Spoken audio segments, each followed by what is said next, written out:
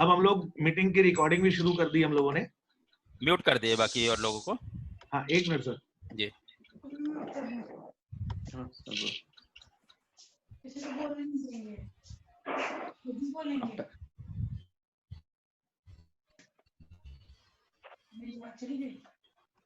Maybe.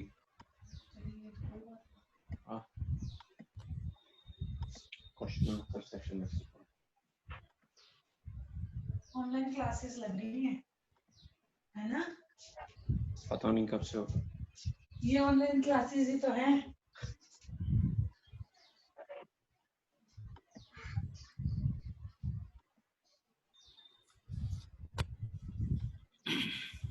Ranjit Singh जी, दो जगह तो एना ज्ञान चाहिए। म्यूट है सर, म्यूट है थोड़ी वॉइस। ठीक है सर। मनीष जी चालू कर रहे हैं फिर? हाँ सर, एक मिनट बस। जी।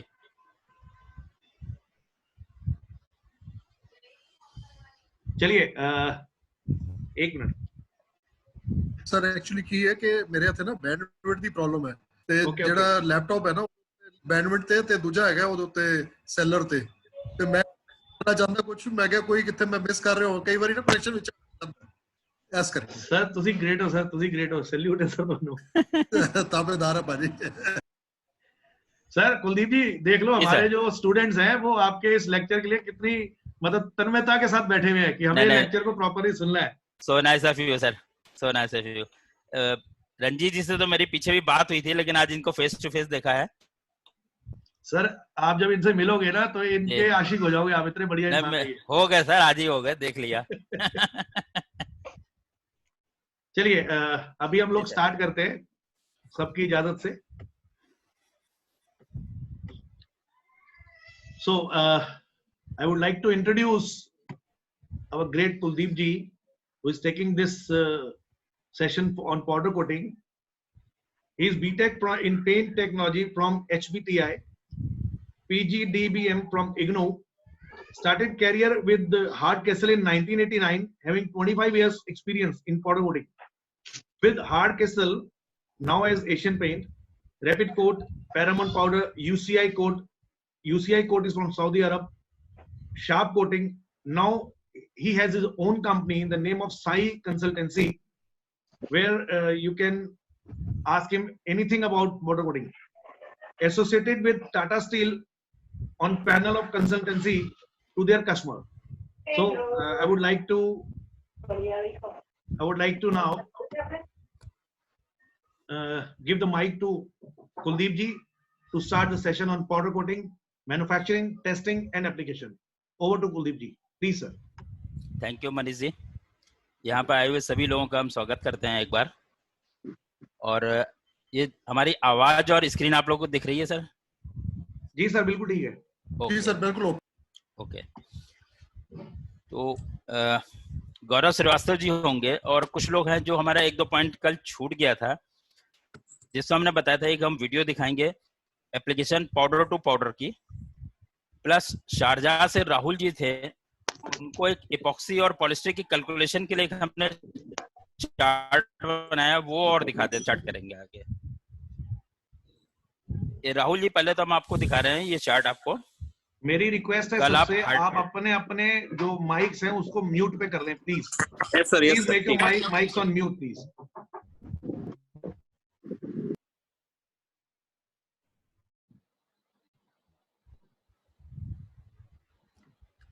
ये कल राहुल जी का क्वेश्चन था शारजाह से कि इपॉक्सी पॉलिस्टर की और ये कैलकुलेशन किस तरह से करते हैं। तो इसके लिए हमने एक ये शीट बनाई हुई है, आप लोग देखिए। इसमें बेसिकली इपॉक्सी रेजिन के लिए इपॉक्सी इक्विवेलेंट यूज होता है, पॉलिस्टर रेजिन के लिए एसिड वैल्यू यूज होती है। तो इन दोनों को लेके हमने एक कैलकुलेशन बनाई है। फॉर्मूला ये दिया हुआ है, जिसके नॉर्म्स भी नीचे हैं। EC epoxy content, R amount of carboxylic group, polyester resin, acid value, epoxy equivalent weight, और ये कुछ कैलकुलेशन। तो यहाँ देखिए, अगर हम एसिड वैल्यू 73 लेते हैं, पॉलिस्टर रेजिन 50 यूनिट कुछ भी ले ले, 50 ग्राम या कुछ, तो इसमें देखिए 50 के लिए ये ऑलमोस्ट 48.5 आ गया। यानी अगर हम केमिस्ट्री 50-50 के लेंगे तो 50 पॉलिस्टर रेजिन होगा और 50 इपॉक्सी रेजिन भी होगा। एसिड वैल्यू 70 to 75 होना चाहिए। अब अगर हम एसिड वैल्यू को चेंज कर देते हैं 33, तो ये 70-30 केमिस्ट्री का आ जाता है। पॉलिस्टर वैल्यू अगर हम 70 लेते हैं तो ये देखिए ऑलमोस्ट इपॉक्सी 30 आ जाता है। राहुल जी का क्वेश्चन था कि अगर हम हार्डनर इसमें लेंगे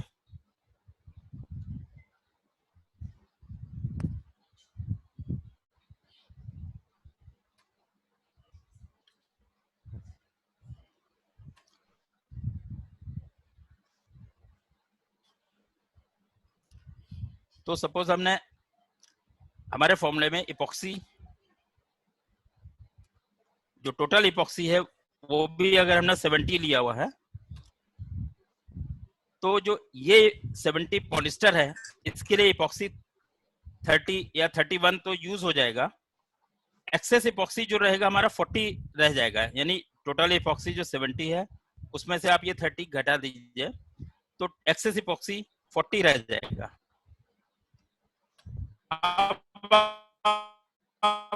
कि हार्डनर अगर कैलकुलेट है 80 का 8% लीजिए 40।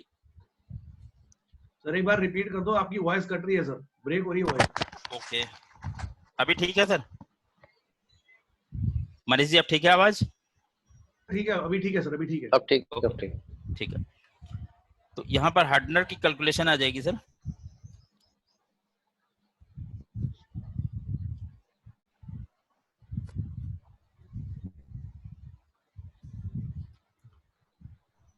ये मतलब आपका जो 40 आ रहा है एक्सेस इपॉक्सी, इसका 8% लेना है हमको हार्डनर। ये बेसिकली राहुल जी की कल क्वेरी रह गई थी, उसके लिए हमने दिखाया है। One more question in it. जी बताइए सर, पॉलिस्टर का OH वैल्यू अगर ज्यादा है कम है तो उससे कुछ हार्डनर को अपन कम ज्यादा कर सकते हैं? OH वैल्यू पे कुछ डिपेंड है? हाँ बिल्कुल, जो OH वैल्यू आप बोल रहे हैं ये बेसिकली पॉलीयूरेथेन के लिए आएगा, ये इपॉक्सी पॉलिस्टर में नहीं आएगा। इपॉक्सी पॉलिस्टर में केवल कार्बोक्सिलिक ग्रुप आता है। ओके। तो वहां पर आपको फिर आइसोसाइनेट के साथ में उसको एडजस्टमेंट करनी पड़ेगी। तो अब हम आज का अपना सेशन स्टार्ट करते हैं सर।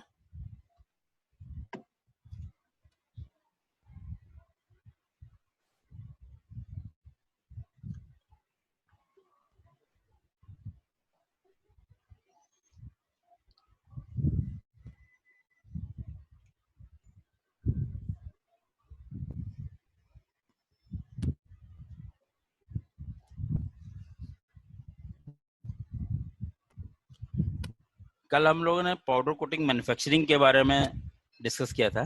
आज पाउडर कोटिंग एप्लीकेशन के लिए हम लोग स्टार्ट करते हैं। पाउडर किसी भी चीज पे कोटिंग करने के से पहले हमें उसके सरफेस ट्रीटमेंट बहुत जरूरी है। सरफेस ट्रीटमेंट दो तरह से होगा। एक तो हमने कल आपको सैंड ब्लास्टिंग से दिखाया था, जिसमें कि कोई भी केमिकल यूज नहीं होता है, केवल सैंड से हल्की से सरफेस को एचिंग कर देते हैं उसमें। और दूसरा होता है फिर केमिकल प्रोसेस से। ये देखिए केमिकल प्रोसेस में class B, class A, class B, class C, class D, ये हर तरह की जो फॉस्फेटिंग होती है उसकी सरफेस, ये कस्टमर की रिक्वायरमेंट होती है किस तरह की क्लास में फॉस्फेटिंग करनी है। पर्पस फॉस्फेटिंग हमारी दो चीजों में होगी। एक तो एसएस में होगी नहीं, वहां पर हम केवल डिग्रीसिंग कर देते हैं, और ब्रास पे भी नहीं होगी। ये केवल एमएस के लिए होती है, जो माइल्ड स्टील होता है उसके लिए। To provide clean oil, grease and oxide free surface, non conducting bond between base metal and paint. यानी जब हम सरफेस पे ट्रीटमेंट कर देते हैं तो उससे क्या होगा, जितने भी ऑयल, ग्रीस या कुछ भी जंग वगैरह है वो सब हट जाएगा, और एक नॉन कंडक्टिंग बॉन्ड बनेगा। हमारी जो मेटल है, जब उसके ऊपर हम मेटल के ऊपर ये कोटिंग आ गई, और कोटिंग के ऊपर जब हम पेंट करेंगे तो पेंट की बॉन्डिंग बेटर बनेगी। the chemical inert surface to prevent the reaction between the metal surface and paint ingredient. और कोई भी मेटल के साथ में जो पेंट के रॉ मटेरियल है उनका कोई भी आपस में रिएक्शन नहीं होगा।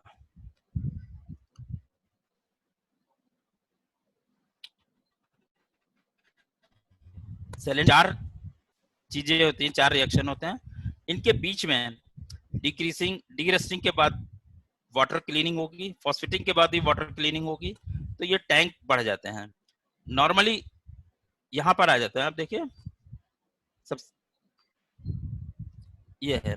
आपने जब मेटल लिया, मेटल के ऊपर डीग्रीसिंग होगी, डीग्रीसिंग केमिकल्स आते हैं या सोप सोल्यूशन से भी कर सकते हैं आप, देन वाटर रिंसिंग, देन डीरस्टिंग। अगर मेटल के ऊपर कुछ जंग वगैरह है तो उसको डीरस्टिंग कर देंगे, then water cleaning, then phosphating chemicals, phosphating से फॉस्फेटिंग केम हो जाएगी, then water rinse, then passivation. Phosphating अभी हम आपको देखते हैं, चार्ट अगर मेरे पास है, क्योंकि फॉस्फेटिंग में सरफेस स्मूथ नहीं होती है, फॉस्फेटिंग में हल्की सी रफ हो जाती है कोटिंग, और इसमें जो फॉस्फेटिंग की सरफेस बन रही है उसमें कहीं कहीं पे हिल्स एंड वैली लेयर बनती है, तो उसको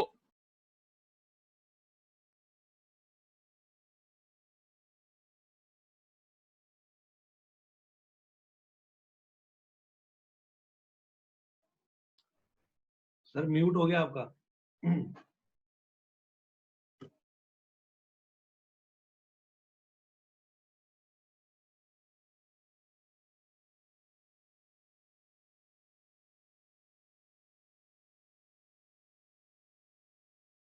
प्रोडक्ट होंगे। तो जैसे डिग्रीसिंग के लिए ये अल्कलाइन सोल्यूशन है, टेम्परेचर मेंटेन करते हैं। ये चीजें जो डाटा है, ये जिस भी कंपनी का आप लोग केमिकल लेंगे वो लोग खुद बताते हैं कि किस तरह से आपको मेंटेन करना है, उसकी जो पॉइंटेज होती है टाइट्रेशन से। तो ये डिग्रीसिंग, देन वाटर रिंसिंग हो जाएगा। फिर डीरस्टिंग, डीरस्टिंग के लिए भी ये एसिडिक फॉर्म में रहेगा। एसिड टेम्परेचर आपको रूम टेम्परेचर मेंटेन करना है, या 55, अगर ज्यादा है तो 55 डिग्री सेंटीग्रेड।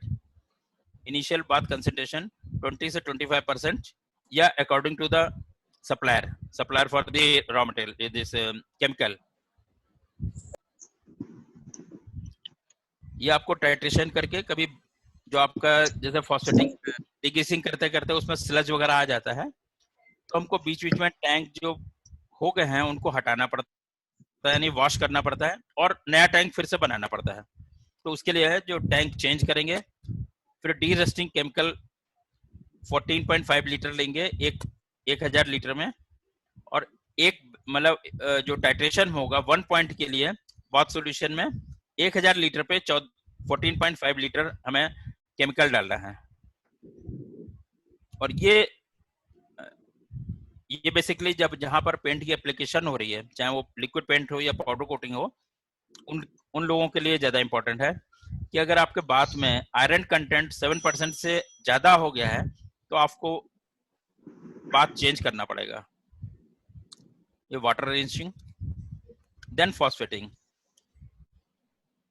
फॉस्फेटिंग के लिए भी एसिड और एक्सीलेटर, इसमें कुछ व्हाइट पाउडर जो एसिड सप्लाई करते हैं आपको फॉस्फेटिंग केमिकल, वो लोग व्हाइट पाउडर भी देते हैं आपको एक्सीलरेटर के लिए, तो उसको बीच में डालना पड़ता है। और इसकी मेरी सजेशन ये है कि आप लोग इसका जो स्ट्रेंथ है वो डेली चेक करते हैं। ये टोनर वैल्यू जो है और इसकी स्ट्रेंथ आप लोग डेली चेक कराते रहें।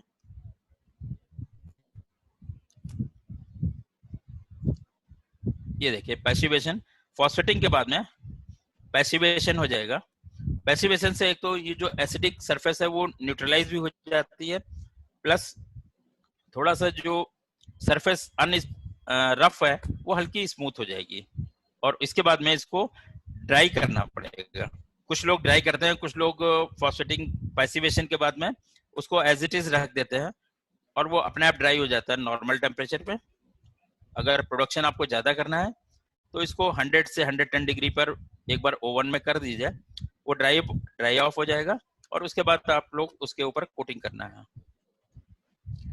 ये गुड प्रैक्टिसेस है, एक हमने बनाई हुई है। आप लोग क्या करना है, ओवन के लिए ओवन में टेम्परेचर आपको मेंटेन करना है। प्रोसेसिंग करते समय जो मेटल है उसको हाथ से छुएंगे, मतलब हाथ से नहीं छूना, कोई भी मेटल से ही छुएंगे। और पानी के जो टैंक हैं उनमें रनिंग वाटर होना चाहिए। कई बार हमने नोट किया है लोग रनिंग वाटर नहीं मेंटेन कर पाते हैं, क्योंकि जैसे डिग्रीसिंग हमने शुरू में किया है, तो अगर हमारा रनिंग वाटर नहीं है तो कुछ डिग्रीसिंग के जो केमिकल होंगे या डीरस्टिंग के केमिकल वो पानी में आ जाएंगे, जिसमें आप लोग वाटर रिंचिंग कर रहे हैं, तो उसकी पीएच चेंज होती जाएगी। जब वो आगे फॉस्फेटिंग में जाएंगे तो उस टैंक को भी खराब करेंगे। इसलिए कोशिश करिए पानी को रनिंग वाटर लेने में। और जो टैंक में स्लज बन जाता है उसको डीस्लजिंग थोड़े थोड़े दिन में करना चाहिए। पानी का जो पॉइंट बनाए होंगे आपने कि कितना पानी मिनिमम और कितना मैक्सिमम भरना है, उन पॉइंट को रखना है। फैक्ट्रियों में चाय या लंच के टाइम पर लाइन को बंद कर दिया जाता है, और जो सबस्ट्रेट है उसको आप डायरेक्ट हाथ से हैंडलिंग ना करें। ये अच्छा बैड वाली आ गई। कंपोनेंट हैंडलिंग आप साफ दस्ताने पहन के करें। और पानी के लिए डीमिनरलाइज्ड वाटर, डीएम वाटर बोलते हैं इसको, डीमिनरलाइज्ड वाटर, उसको लेना चाहिए।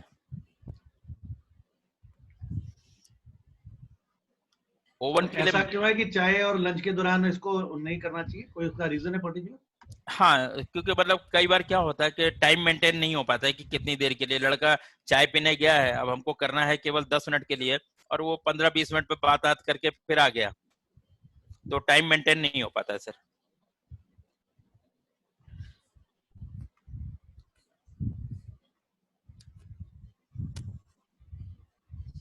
ये देखिए, स्टील में हम लोग केवल डिग्रीसिंग करेंगे, और मैकेनिकल क्लीनिंग ब्रश से हो सकती है, wire brushing, abrasion, blasting, grid blasting, ये जो सैंड ब्लास्टिंग हमने कल बताई थी।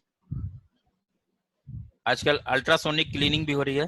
कुछ सॉल्वेंट ये सोनिक मशीन में डाल दिए जाते हैं, और उसमें जब कंपोनेंट डालते हैं तो वहां पे अल्ट्रासोनिक वेव से वो पूरा क्लीनिंग हो जाता है।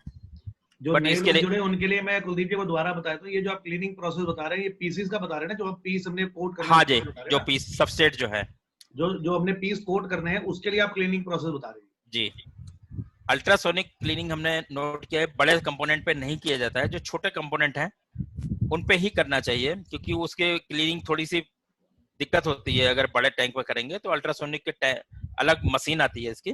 जैसे आप ये लॉक्स वगैरह के कंपोनेंट है, या जूतों में जो बक्कल लगी होती है, उस तरह के कंपोनेंट है, वो अल्ट्रासोनिक से किया जाता है। बाकी केमिकल प्रोसेस से आप ये करेंगे, जिसमें हमने आपको जो टैंक सिस्टम बताए थे।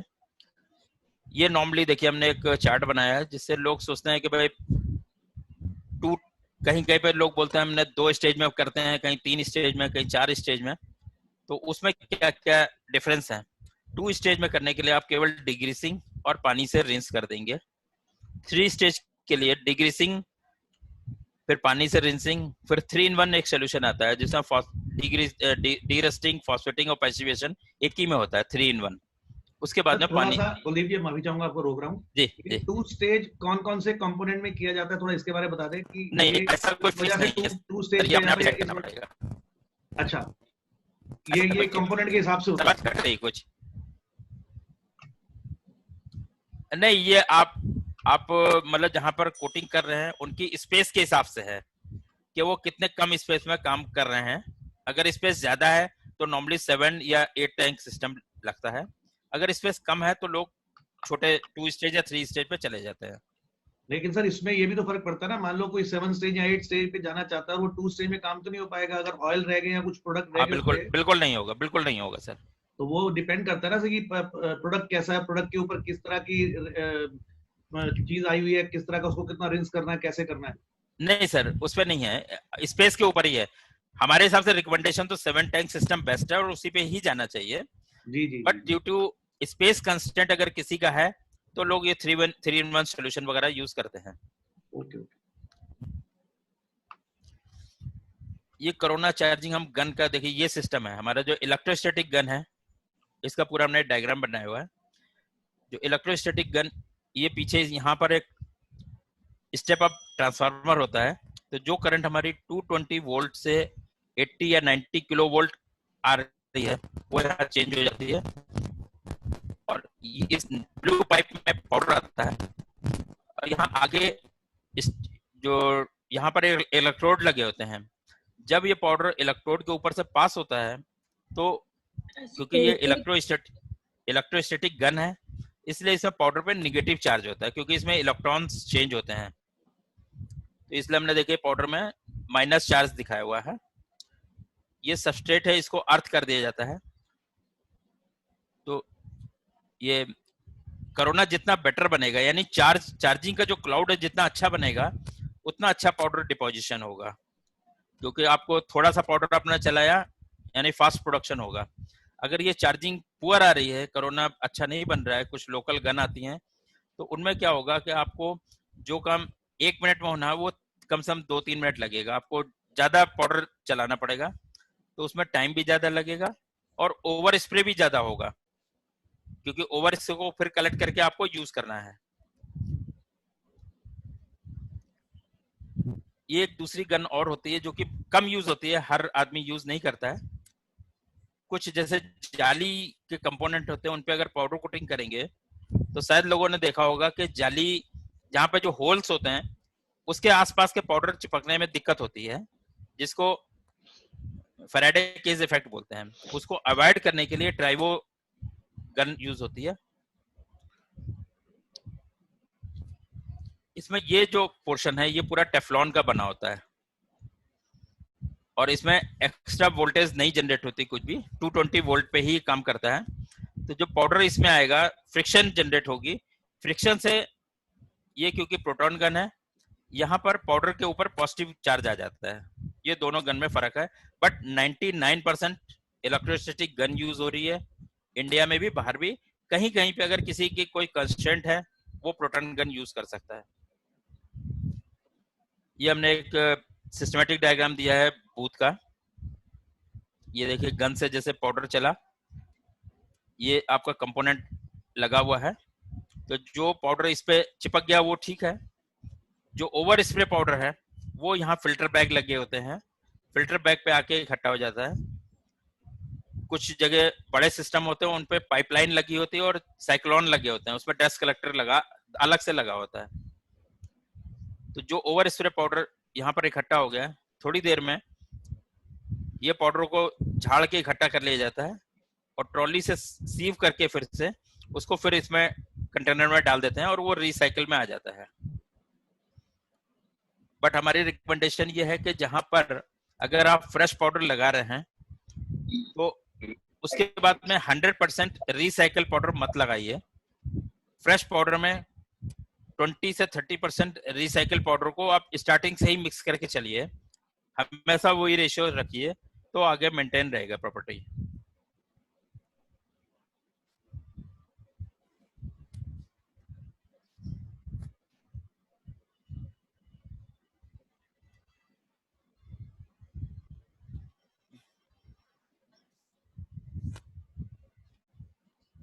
ये देखिए एक वीडियो हमने कल दिखाई थी, आज फिर दिखा देते हैं अगर कुछ लोगों ने आज ही ज्वाइन किया है।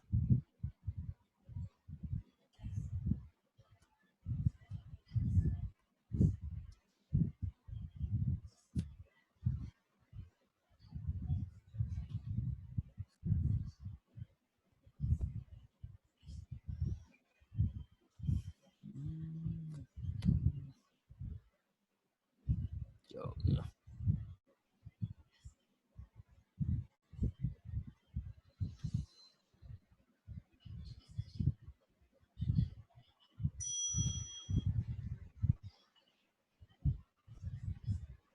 जी, ये देखिए इलेक्ट्रोस्टैटिक गन है जिससे हम लोगों ने कल कोटिंग किया था।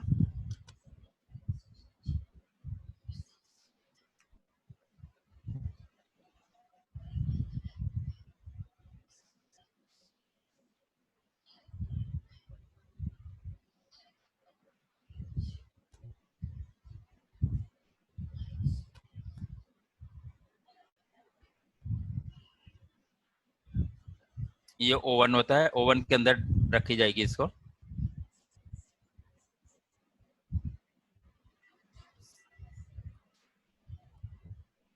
ये पूरा रेल बनानी पड़ती है, उसके बाद ये जाएगा, क्योंकि काफी हैवी चीज है ये।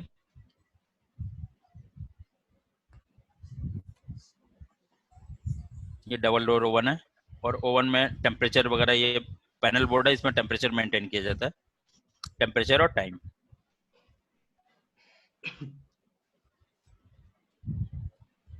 कुलदीप सर, मैं ये रिक्वेस्ट कर रहा था कि हम अगर टाइप्स ऑफ पाउडर कोटिंग पे आ जाएं कि कितने प्रकार के पाउडर कोटिंग्स होती हैं। ओके। क्योंकि इसमें कई ऐसी हैं, एक तो प्लेन आती है, एक मैट आती है, एक सैटिन फिनिश आती है, एक टेक्सचर आती है, जी एक मेटेलिक आती है। इसमें इस तरह की काफी पाउडर कोटिंग के प्रकार हैं, तो जी उसके बारे में बिल्कुल, थोड़ी अगर आप जानकारी दे दें पहले, ठीक है। तभी एप्लीकेशन को जानने में फायदा रहेगा सर। क्योंकि अगर हमें पता ही नहीं हुआ किस तरह की एप्लीकेशन, किस तरह की पाउडर कोटिंग्स आती है, तो वो थोड़ा सा। ओके। Thank you sir.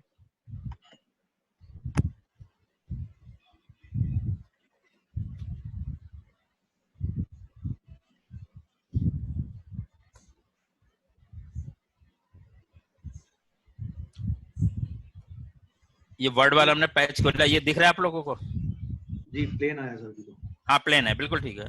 इसमें एक्चुअली हम टाइपिंग करेंगे। मुझे जानकारी इसलिए सर क्योंकि पाउडर कोटिंग से थोड़ा सा और भी तरीके से नाता है मेरा। जी जी जी, अच्छा। ये दिख रहा है, फॉन्ट साइज बड़ा कर लें और। हाँ ठीक है सर, थोड़ा बड़ा कर लो सर। हाँ सर ठीक है सर। देखिए टाइप ऑफ पाउडर इसमें आ जाएगा प्योर इपॉक्सी। प्योर इपॉक्सी में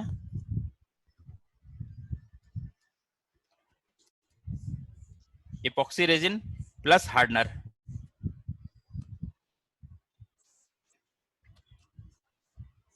देन हाइब्रिड सिस्टम,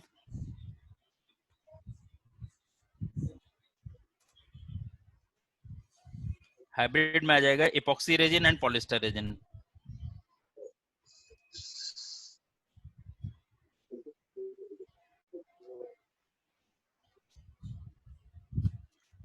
इसके बाद आ जाएगा आपका प्योर पॉलिस्टर।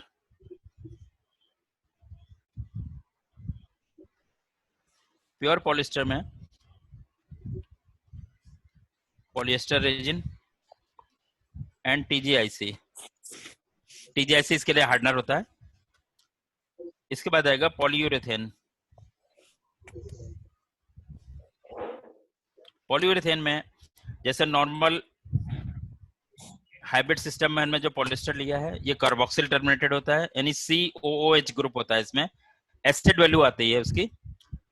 प्योर पॉलिएस्टर,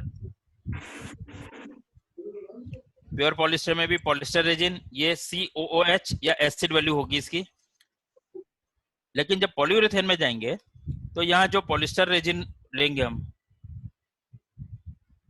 इसकी OH वैल्यू होगी। OH वैल्यू भी लेकिन रहेगी वही 40 to 50। और इसके साथ आइसोसाइनेट,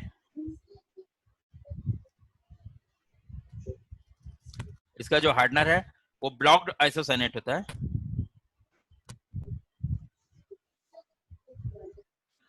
इसकी कैलकुलेशन होती है, या फिर जिस कंपनी का आप आइसोसाइनेट यूज करेंगे वो लोग अपना टेक्निकल TDS देंगे और उसमें बताएंगे कि आपके पॉलिएस्टर के एसिड वैल्यू कितनी है, तो उसके हिसाब से आइसोसाइनेट कितना लगेगा। क्योंकि इसमें NCO कंटेंट वो कंपनी बताएंगे आपके कि उनके आइसोसाइनेट में NCO कंटेंट कितना है।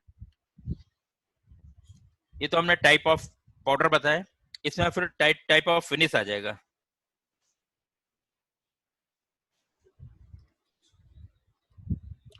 फिनिश में आ जाते हैं सर मैट। ये जो हम फिनिश बता रहे हैं ये डिपेंड करता है इनकी ग्लॉस वैल्यू के हिसाब से। तो मैट की जो ग्लॉस होगी वो 0 से आप ले सकते हैं, 0 to 30 कुछ भी वैल्यू होगी। ये जो ग्लॉस हम चेक करेंगे वो 60 डिग्री हेड के ऊपर चेक करेंगे।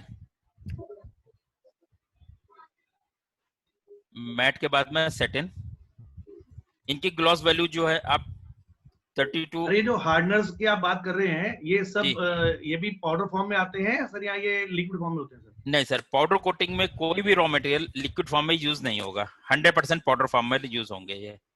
ओके ओके जी, ड्राई पाउडर फॉर्म में होता है। जी जी जी। सेटिन के बाद में आ जाएगा आपका सेमी ग्लॉसी।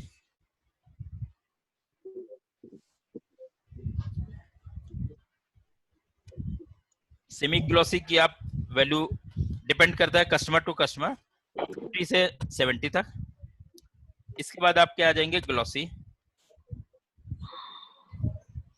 ग्लॉसी फिनिश के लिए ग्लॉस वैल्यू 80 टू 90 लेते हैं। और इसके बाद सर ये जो आप नंबर्स बता रहे हैं सर, इसके बारे में थोड़ी जानकारी दे दें कि मैट 1 to 30 मतलब क्या हुआ सर थोड़ा? हाँ, शुरू में हमने बताया सर जब स्टार्ट कर रहे हैं ना, ये ग्लॉस वैल्यू है जो Okay. 60 डिग्री हेड होता है। इसमें 45 डिग्री, 60 डिग्री और 20 डिग्री हेड होते हैं ग्लॉस वैल्यू। अभी हम इंस्ट्रूमेंट दिखाएंगे आपको आगे। मतलब वो मिरर से हम क्या करते हैं, कैलकुलेशन कैसे करते हैं सर? हाँ सर, ये इंस्ट्रूमेंट कोटेड शीट के ऊपर रखेंगे तो उसकी Okay. वैल्यू आनी चाहिए इतनी। अगर 1 से 30 के बीच में है तो हम उसको मैट फिनिश बोलेंगे। जी अगर वो वैल्यू 30 से 50 के बीच में है तो सैटिन फिनिश बोलेंगे। जी जी। 50 से 70 है तो सेमी ग्लॉसी, 80 टू 90 है तो ग्लॉसी, ओके सुपर ग्लॉसी फिर इसके ऊपर आ जाता है। Okay okay. जैसे तो कल भी थोड़ा सा इजी हो गया सर समझ। जी कल भी एक पार्टिसिपेंट थे, उन्होंने बोला था कि शायद कुछ कंस्ट्रेंट है ऑटोमोटिव में, इसीलिए पाउडर कोटिंग यूज नहीं हो रहा है क्योंकि जी। इसमें ग्लॉस बहुत नहीं आ पाती है। हम्म। तो इसमें ग्लॉस सुपर ग्लॉसी में आप ये मान लीजिए प्लस 95 आ जाएगी। मतलब इसमें सुपर ग्लॉसी मैक्सिमम रहता है सर? हाँ सर, सुपर ग्लॉसी मैक्सिमम रहेगा। और इसमें टाइप फिनिश में अगर हम जाएंगे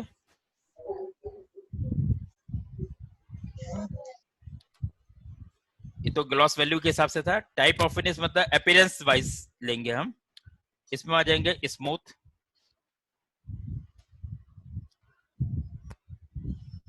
क्लियर फिनिश, टेक्सचर फिनिश,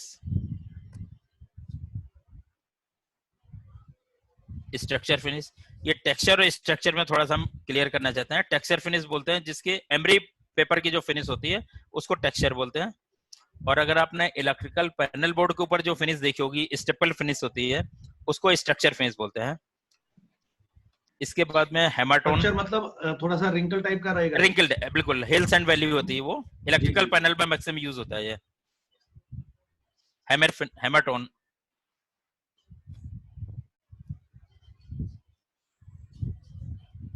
फिर ट्रांसपेरेंट फिनिश। ट्रांसपेरेंट मतलब कोटिंग करेंगे तो कलर तो आएगा बट उसमें से नीचे तो पूरी मेटल दिखाई देगी आपको। इसके इधर जो चीजें हैं इनमें पिगमेंट यूज होंगे, स्मूथ फिनिश में, टेक्सचर में, स्ट्रक्चर में, कलर करने के लिए। बट ट्रांसपेरेंट में सॉल्वेंट सॉल्वेबल डाई यूज होती हैं सर। ये फ्लेम पॉइंट कलर होगा एक तरीके से? हाँ सर, जैसे स्टोमिंग में फ्लेम पॉइंट आते हैं सर?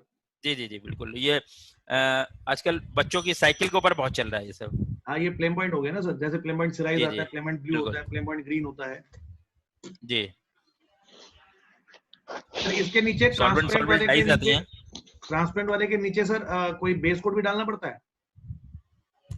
नहीं, अगर रिक्वायरमेंट है तो आपको एल्युमिनियम फिनिश लगाना पड़ेगा।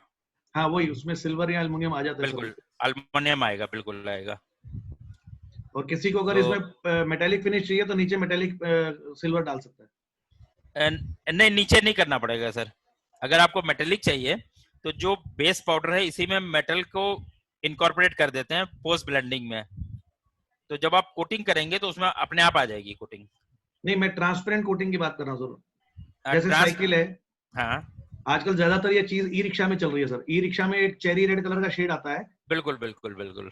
उसमें नीचे हम लोग मेटेलिक अगर कर देंगे वो कोटिंग, सिल्वर करना पड़ेगा मेटल। उसके सिल्वर में ऊपर भी दो किस्म के आते हैं ना, पॉली सिल्वर ऐश आता है, पॉलीक्रोमेटिक सिल्वर ऐश आता है, और एक आता है मेटेलिक सिल्वर ऐश। मेटेलिक जो जिसमें स्पार्कल नहीं होगा वो सिल्वर लेना पड़ेगा। स्पार्कल नहीं होना, बिल्कुल स्मूथ सिल्वर होना चाहिए। अच्छा, ट्रांसपेरेंट में अगर पर्ल डाल देंगे तो वो मेटेलिक हो जाएगा ऑटोमेटिकली? पर्ल तो सर जो ओपेक फिल्म है उनमें पर्ल डाले जाते हैं, ट्रांसपेरेंट में पर्ल नहीं जाता है। क्या है कि ये जो वाले लोग हैं जो भड़कते रहते। मैंने एक अभियान चलाया बच्चों को भगा। ये किसी का टीवी चल रहा है लग रहा है। हाँ, मुझे लगा वो क्वेश्चन पूछ रहे हैं। अच्छा। मैंने उनके लिए एक 250 मकानों की तो मेरा कहना क्या था कि मतलब जितने भी तरह की फिनिश लिक्विड पेंट में बन जाती हैं। हाँ जी रजीत सिंह जी, नहीं अभी हैकिंग नहीं हुई है सर। सर मेरी रिक्वेस्ट है यूनिवर्सल मिनरल वालों से, अगर आप कोई क्वेश्चन पूछना चाहते हैं तो आपको अनम्यूट अपने आप को करें, वरना आपके जो घर में टीवी चल रहा है उसकी आवाज हम सब तक आ रही है। प्लीज अपने आप को अनम्यूट रहने दे, रिक्वेस्ट है सर। थैंक यू जी कुलदीप जी। जी, तो जितने तरह की फिनिश लिक्विड पेंट में बनती हैं उसी उतने ही तरह की फिनिश पाउडर कोटिंग में भी सब पॉसिबल है सर। केवल फॉर्मुलेशन हमको चेंज करना पड़ेगा। जी जी जी। मेटालिक फिनिश भी मिल जाती है इसमें।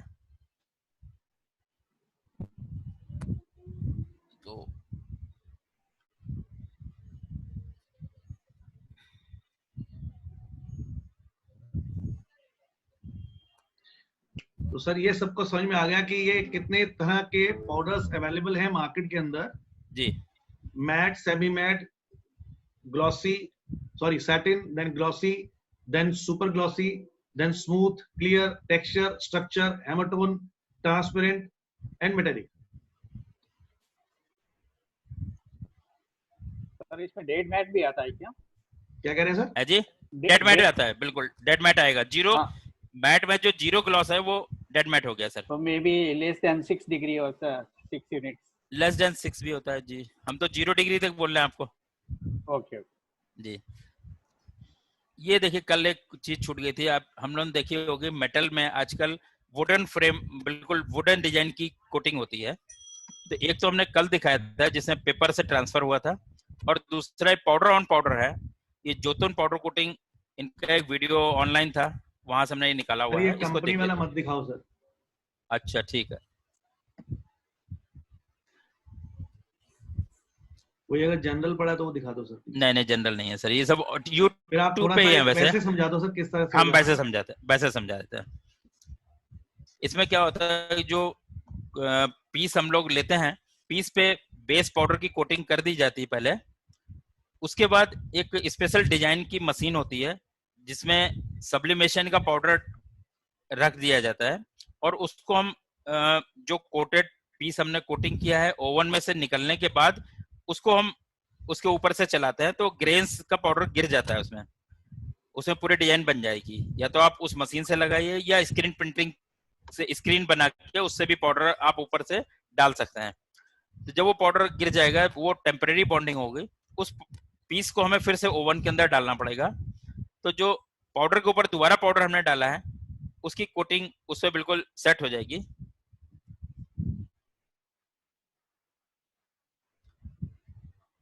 ये देखिए, ये आपको हम एक YouTube पे दिखा देते हैं फिर फिनिश कैसी होगी।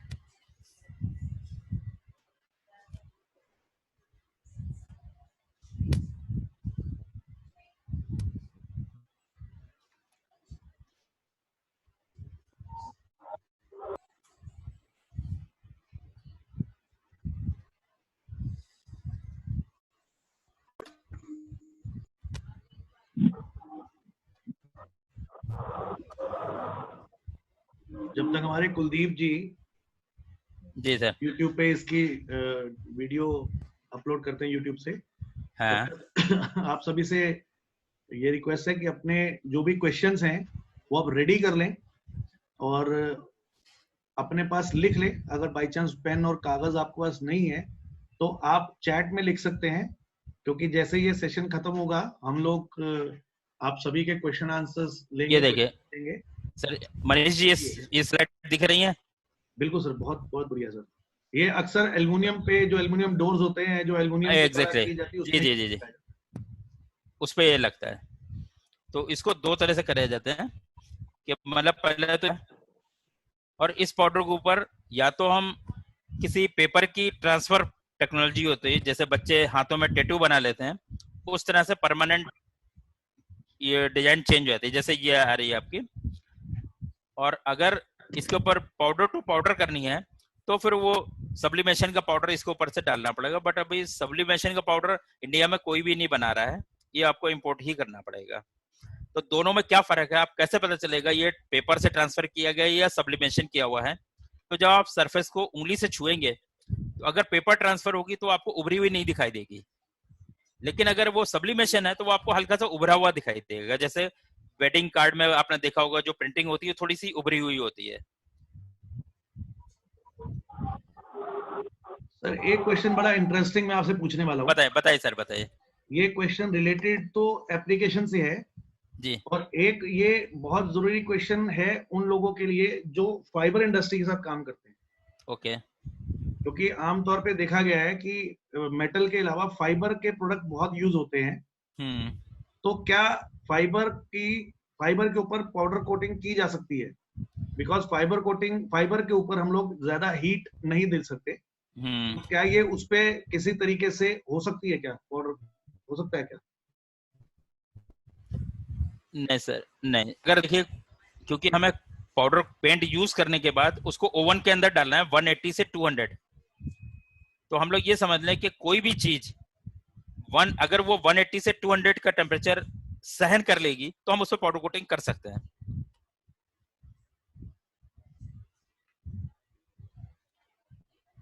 एक हम लोग ने देखा होगा ये डेल्टा ई, ये हम लोगों को कंफ्यूजन रहता है कि डेल्टा ई होता क्या है। ये बेसिकली स्पेक्ट्रोफोटोमीटर से कलर की वैल्यू चेक की जाती है, जिसमें कि LAB 3 डायमेंशंस होती हैं कलर की, लाइट डार्क और उसके मास टोन उसके लिए LAB की, उनके डिफरेंस का जो कैलकुलेशन होती है वो डेल्टा ई कहते हैं इसको। ये स्पेक्ट्रोफोटोमीटर से चेक किया जाता है। स्पेक्ट्रोफोटोमीटर कंप्यूटराइज सिस्टम होता है पूरा, लेकिन जब हम लोग यूज करते हैं डेल्टा ई की वैल्यू 1 से कम होनी चाहिए। इसका सिग्निफिकेंस यही है कि अगर डेल्टा ई 1 से ज्यादा होगी तो एक लेमैन भी कलर में डिफरेंस देख सकता है। मतलब आपका जो स्टैंडर्ड कलर है और जो आपने आज प्रोडक्शन किया है, अगर उन दोनों में कलर वैल्यू डिफरेंस की डेल्टा ई 1 से ज्यादा होगी तो उसका डिफरेंस कोई भी देख लेगा। बट अगर डेल्टा ई की वैल्यू 1 से कम होगी, 0.5 0.6 होगी, तो आम आदमी उसको जज नहीं कर पाएगा। हाँ, जो टेक्निकल लोग हैं जिनका काम ही वही है क्वालिटी कंट्रोल, वो लोग तो जज कर सकते हैं, बट नॉर्मल आदमी चेक नहीं कर पाएगा उसको। सर एक चीज मैं और आपसे इसमें एनहांस करवाना चाहता हूँ जी। सर ये डेल्टा ई वैल्यू जो है, आम जितने भी हमारे मैन्युफैक्चर हैं उनमें से काफी लोगों को इसके बारे में जानकारी कम रहती है। जी, मैं ये नहीं कहूंगा कि जानकारी नहीं होती है, काफी को होती है, लेकिन काफी लोगों को थोड़ी जानकारी कम रहती है। तो ये डेल्टा ई वैल्यू क्या होती है सर, इसके बारे में थोड़ा सा लोगों को बताएं। अच्छा, आप फोन पे थे, हमने बताया सर इधर। अच्छा सॉरी, डेल्टा ई क्या? हाँ, कोई बात नहीं, नहीं बता दिया तो कोई बात नहीं सर, फिर आगे बढ़े सर। हाँ, ये डेल्टा ई में LAB वैल्यू होती है, उनके डिफरेंस के पूरा मतलब कंप्यूटराइज सिस्टम होता है, उसमें अपने आप वो फोटो खींचेगा। नहीं वही मैं कह रहा हूँ सर, बता चुके हैं तो आगे बढ़ लें सर। और अपने आप उसकी कैलकुलेशन है इसकी। जी जी, नहीं मैं तो थोड़ी बहुत जानता हूँ, जी, जी, लेकिन अगर ठीक बता है। चुके हैं मैं माफी चाहूंगा, बढ़ लीजिए आगे सर, सॉरी। हाँ नहीं ठीक, नहीं कोई बात नहीं। इसको स्पेक्ट्रोफोटोमीटर या नेट पे भी अगर कोई देखना है, पूरी डिटेल में जाना चाहता है, उनको नेट पे मिल जाएगा स्पेक्ट्रोफोटोमीटर। ये जी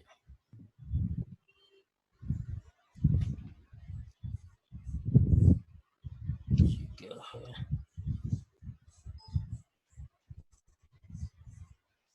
तो ये बात अभी कुलदीप जी ने क्लियर कर दी है कि फाइबर के ऊपर ये नहीं हो सकती है, क्योंकि वहां पर मैं आपको बता दूं 90 डिग्री के आसपास का टेम्परेचर चाहिए होता है, और उसका सेफ चेंज हो जाएगा नहीं तो। जी जी जी, प्लास्टिक के ऊपर भी ये कामयाब नहीं है, क्योंकि उसमें भी 90 डिग्री 90 डिग्री के अंदर ही टेम्परेचर चाहिए होता है। मैं ये बातें सर इसलिए कर रहा हूँ ताकि आप नहीं बहुत अच्छी बात है, ब्लैंक ना रहे स्क्रीन। जी जी जी। मनीष ठीक जी, बात है। हाँ जी बंसल साहब बताएं सर। मैं थोड़ा ऐड करूं एलएबी वैल्यू के लिए, सर ने जो बोला अभी, कुलदीप सर ने, बिल्कुल जी। सर बिल्कुल बताइए तो सर। डेल्टा ई एक्चुअल में क्या होता है, अपन एलएबी वैल्यू निकालते हैं, L A and V value spectrophotometer से। जी एल इंडिकेट द लाइट, हाँ जितना लाइटर शेड जी होगा तो एल पॉजिटिव होगा, और नेगेटिव होगा तो माइनस जी होगा। और ए आता है, ए होता है रेडर और ग्रीन। अगर ए पॉजिटिव है तो रेडर साइड में रहेगा, और नेगेटिव साइड में है तो ग्रीन रहेगा। ऐसे ही सिमिलरली बी, बी होता है, बी मीन्स ब्लू अगर B blue positive yellow and B is negative means blue. तो इन सब का जो कॉम्बिनेशन होता है, तो ऐसे तो पता चल जाता है कि ब्लूअर टोन पे अगर माइनस बी वैल्यू है तो ब्लूअर है, प्लस है तो येलोअर है। ऐसे रेड है, ए पॉजिटिव है तो रेड रहेगा, ए माइनस है तो अपना ग्रीनर सेट पे जाएगा। लेकिन सबका कॉम्बिनेशन एक मैथमेटिकल कैलकुलेशन होती है जो सॉफ्टवेयर ऑटोमेटिक करता है, वो हाँ जी। सबका कैलकुलेशन करके डेल्टा ई वैल्यू देता है। इसमें कोई नंबर भी रहता है ना सर, 5 के आसपास या डाउन में या अपवर्ड में नहीं, कुछ ऐसा? डेल्टा ई लेस देन 1 होना चाहिए, जैसा अभी आपने हाँ, बताया। लेस देन 1 होना चाहिए। जी जी लेस देन 1 होना चाहिए डेल्टा ई का। जी जी बिल्कुल। Okay, thank you doctor sir. Thank you sir, thank you. तो तीनों का स्क्वायर जो है ना sir, square root that is less than 1। नहीं, डेल्टा ई वो एक्चुअली कैलकुलेशन होती है sir. Calculation, L A B, mathematical- delta A, delta B, delta A, delta B जी। Under root of square root yes of under root of square a square plus b square plus c square। काफी बड़ा है sir, उसको देखिए इस तरह sir voice define नहीं आपकी कर ब्रेक हो पाएंगे। गई, कोई बात नहीं। अभी जब हम क्वेश्चन आंसर लेंगे तो उसके बारे में जानकारी ले लेंगे। थोड़ा प्रेजेंटेशन का ध्यान दे लेते हैं जी। प्लीज। अच्छा, अब जो पाउडर कोटिंग है इसमें कुछ डिफेक्ट्स आ जाते हैं, जैसे पाउडर ब्लोइंग हॉपर में ये फ्लूइडाइज्ड बेड पाउडर कोटिंग दो तरह से यूज होती है। एक तो गन से हमने आपको बताया, एक डिपिंग से भी यूज होती है। बट डिपिंग से पूरे इंडिया में अलीगढ़ में मैक्सिमम यूज होता है सर, 90% वहां पे डिपिंग से यूज होती है, वो चैम्बर सिस्टम है वहां पर। बट बाकी इंडिया में इलेक्ट्रोस्टैटिक गन से ही यूज होता है, तो इसलिए डिपिंग को हम हटाते हैं। इलेक्ट्रोस्टैटिक गन में देखिए flocculation in the coating thickness, मतलब जो हमने कोटिंग किसी आइटम के ऊपर की हुई है तो उसमें कुछ पैचेस इकट्ठा हो जाते हैं।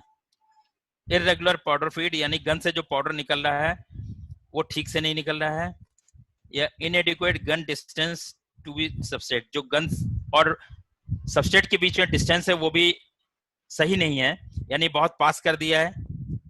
इनएडिक्वेट कन्वेयर स्पीड, अगर ये तो जैसे गन से मैनुअल था, अगर कन्वेयर में चल रहा है तो कन्वेयर जब गन से चलाएंगे, कन्वेयर की स्पीड अगर ज्यादा है तो भी कई बार जो ऑपरेटर होगा उसको अपने कोटिंग करने के लिए वो गन में से पाउडर ज्यादा निकाल देता है, तो इसलिए स्पीड को भी मेंटेन करना पड़ेगा। और हाई वोल्टेज फ्लक्चुएशन, यानी जो गन के अंदर जो वोल्टेज है अगर बहुत ज्यादा चार्जिंग आएगी तो भी क्या होगा, गन के टिप के ऊपर पाउडर इकट्ठा होता जाएगा और वो बीच बीच में टूट के आके सबस्ट्रेट पे चिपक जाएगा। इसके लिए देखिए पॉसिबल सॉल्यूशंस दिए हुए हैं। Check powder free flowing, powder में लम्स वगैरह नहीं होने चाहिए, फ्री फ्लो होना चाहिए। इन केस अगर पाउडर में लम्स है तो उस पाउडर को एक बार आप 100 मैस की सीव से सीव करके और उसके बाद में यूज करना चाहिए। फ्रेश पाउडर को तो वैसे छानना नहीं चाहिए, लेकिन अगर लम्स है तो छानना चाहिए। ये लो थिकनेस, अगर हम गन की वोल्टेज वगैरह सेट करके चल रहे हैं और पीस में हम देख रहे हैं कि पाउडर चिपक नहीं रहा है, लो थिकनेस का मतलब है क्योंकि पाउडर में एक ये ड्रॉबैक जरूर है कि हमारी कोटिंग करने के टाइम के हमको पता नहीं चल पाता है कि कितने माइक्रोन की कोटिंग हुई है। जब ओवन से निकल के आएगा उसके बाद हम थिकनेस चेक करेंगे तभी पता चल पाएगा। तो इसलिए लो थिकनेस के लिए अगर उसमें पाउडर चिपक नहीं रहा है तो हमें देखना पड़ेगा कि पाउडर की फीड जो है वो कम तो नहीं है, अगर ये कम है तो उसको बढ़ाना पड़ेगा। हाई स्पीड कन्वेयर, कन्वेयर बहुत तेज ना चल रहा हो कि जिससे जो गन का पाउडर है वो उस पर पहुंच नहीं पा रहा है, पीस आगे बढ़ जा रहा है, उस केस में भी लो थिकनेस आएगी।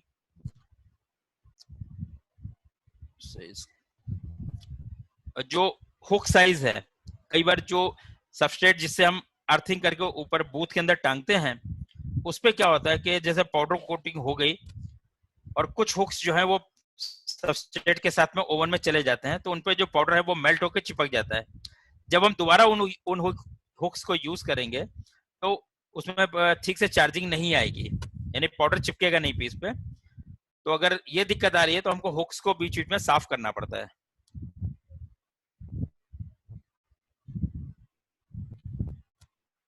ये बैक ऑर्डिनेशन देखिए हमने बताया था, जो यानी पाउडर जो कहीं चिपका रहे हैं तो ये जनरली कहाँ होता है, जो होल्स अगर सबस्ट्रेट में काफी छेद बने हुए हैं, मैश जाली टाइप की है, तो वहां पर ये प्रॉब्लम आती है, Faraday cage effect, back ionization भी बोलते हैं। तो यहाँ पर हमको गन की वोल्टेज अगर बहुत ज्यादा है तो दिक्कत आएगी कि जो पाउडर निगेटिव होकर पीस पे चिपक गया है, अगर वो उसकी करंट या निगेटिव जो आयन है वो अर्थिंग में जब तक नहीं गया और पीछे से पाउडर फिर आ गया और ज्यादा, तो निगेटिव निगेटिव होके वहां पे बैक आयोनेशन होने लगता है। तो इसलिए गन से जो पाउडर निकल रहा है, पाउडर डिलीवरी, चार्जिंग, ये सब बहुत ही मतलब मेंटेन करके बैलेंस करके चलना चाहिए। और जो गन के ऑपरेटर होते हैं, उस्ताद जी जिनको बोलते हैं लोग, उनको तो सब पता होता है। उनको ये भी पता होता है कितने अच्छे पाउडर को कैसे खराब दिखाना है, वो भी सब पता होता है उनको।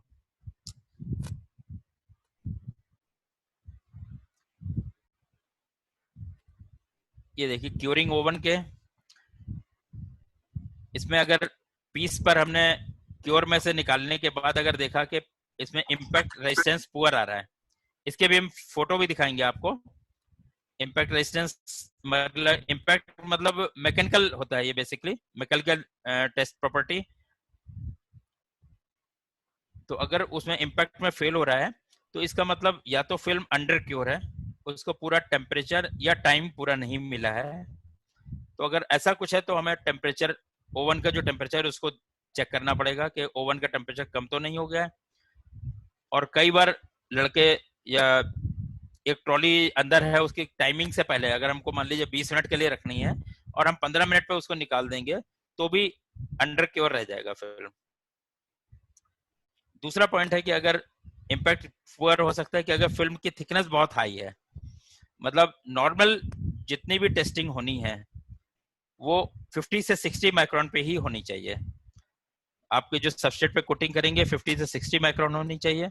लेकिन अगर किसी कस्टमर की रिक्वायरमेंट है मान लीजिए 100 माइक्रोन, तो 100 करा जाएगा, बट उसके लिए फिर ओवन के अंदर टाइम ज्यादा देना पड़ेगा। टेम्परेचर ज्यादा नहीं देना है, टाइम ज्यादा देना पड़ेगा, क्योंकि अगर आप टेम्परेचर ज्यादा देंगे हो सकता है कि उसका कलर चेंज हो जाए, तो इसलिए टाइमिंग ज्यादा देना पड़ेगा। देन पुअर एडिशन, मतलब हमने अगर कोटिंग किया है और दो पीस को आपस में टकरा के भी लोग देखते हैं तो उसमें चिप ऑफ हो जाता है, यानी मेटल पेंट सबस्ट्रेट के साथ में एडिशन पुअर आ रहा है। तो ये जो हम लोग सरफेस ट्रीटमेंट करते हैं केमिकल प्रोसेस है, फॉस्फेटिंग वगैरह, उसकी ट्रीटमेंट या तो वो खराब है कि जो उसकी पीएच वैल्यू या स्ट्रेंथ होनी चाहिए वो सही नहीं है, हमारा केमिकल खराब हो चुका है, तो हमें वो चेंज करना है।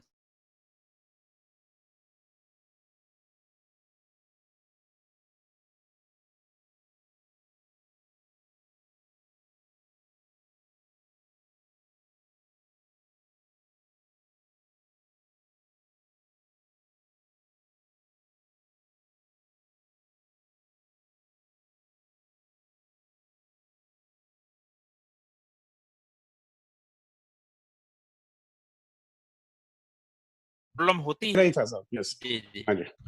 तो वो यहाँ पर है, ये ग्लॉस खराब हो जाती है, मतलब कंटामिनेशन हो गया कि जैसे अगर मान लीजिए वो एक कंपनी का पाउडर उन्होंने पहले चलाया हुआ है और गन को वो ठीक से साफ ना करके दूसरे पाउडर लगा देंगे तो वहां पर ग्लॉस डाउन हो जाएगी। या हाई क्योरिंग टेम्परेचर बहुत ज्यादा कर दिया तो भी ग्लॉस थोड़ी सी डाउन हो जाती है। ओके, थैंक यू जी। Thank you.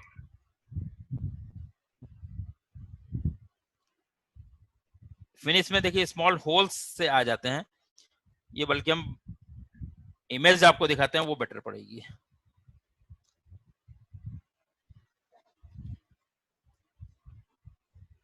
ये देखिए क्रैटर्स, जिनको हम लोग क्रैटर्स बोलते हैं, लिक्विड में भी क्रैटर्स ही बोलते हैं और पाउडर में भी क्रैटर्स है। ये फिल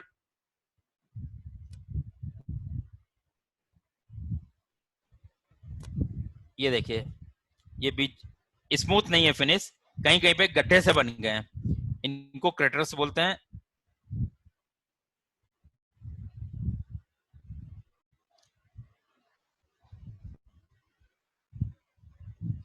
इम्पैक्ट के लिए ये देखिए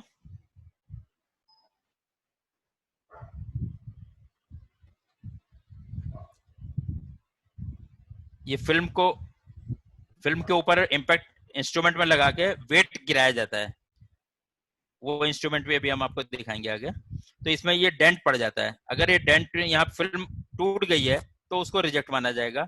अगर इस तरह से क्लियर है, बिल्कुल गड्ढा बन गया लेकिन फिल्म नहीं खराब हुई है, तो ये ओके है। इसी तरह ये कपिंग है,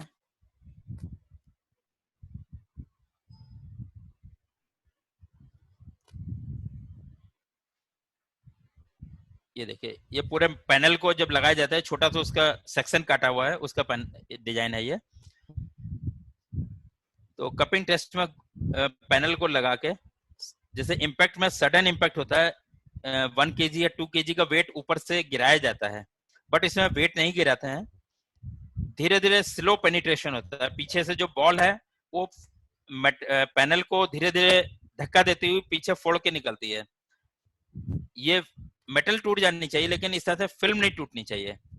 तो इसमें हर मटेरियल के लिए अलग अलग होता है, मैट के लिए अलग होगा कपिंग टेस्ट, ग्लॉसी के लिए अलग होगा, सेटिन के लिए अलग होगा, टेक्सचर के लिए अलग होगा।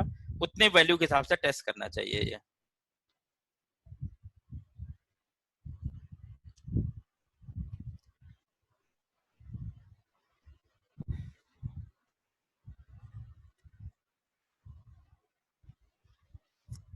अब हम एक आपको दिखा रहे हैं इंडियन स्टैंडर्ड का ये पाउडर कोटिंग के लिए IS इंडियन स्टैंडर्ड की पूरी बुकलेट है। ये दिल्ली में ITO के पास में, वहां से भी आप लोग मतलब ले सकते हैं, परचेज कर सकते हैं, वो CD फॉर्म में देंगे। या आप ये नंबर नोट कर लीजिए,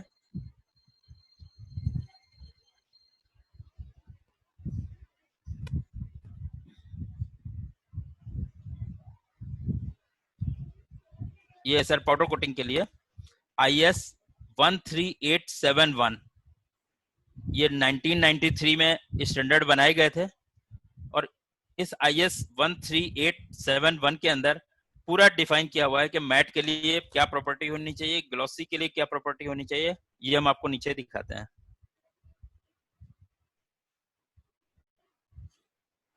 ये जैसे लिक्विड पेंट में टेस्टिंग के लिए IS 101 होता है, उसी तरह पाउडर कोटिंग के लिए IS 13871।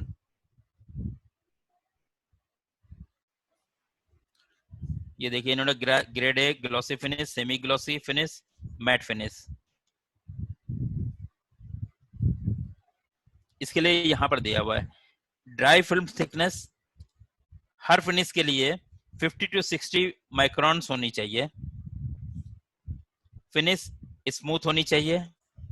Gloss value 60 degree head पे, अबव 80 है तो ये ए मतलब ग्लॉसी फिनिश, बी 10 से 80 मतलब सेमी ग्लॉसी या मैट हो गया, बिलो 10 है तो मैट हो गया ये। इसी तरह स्क्रैच रेजिस्टेंस देखिए इन्होंने यहाँ दिया हुआ है 3 किलो। फ्लेक्सिबिलिटी 6.25 mm की रॉड के ऊपर मैंडल पे चेक किया जाएगा। क्रॉस कट के लिए क्रॉस कट का इंस्ट्रूमेंट होता है, उससे हम इंस्ट्रूमेंट से जब फिल्म के ऊपर चलाते हैं तो दो तरह से मतलब दो डायरेक्शन में चलाने के बाद में उसमें 100 क्यूब्स बन जाते हैं, स्क्वायर बन जाते हैं। वो अभी हम फिल्म दिखा देंगे आपको। देन इरेक्शन कपिंग, इसके लिए 8 पास होना चाहिए तो एक ग्लॉसी फिनिश है। 3 to 7 पास है तो मैट मतलब मैट से ऊपर सेटिन सेमी ग्लॉसी फिनिश है। अगर मैट फिनिश है उसके लिए 3 पास होना चाहिए।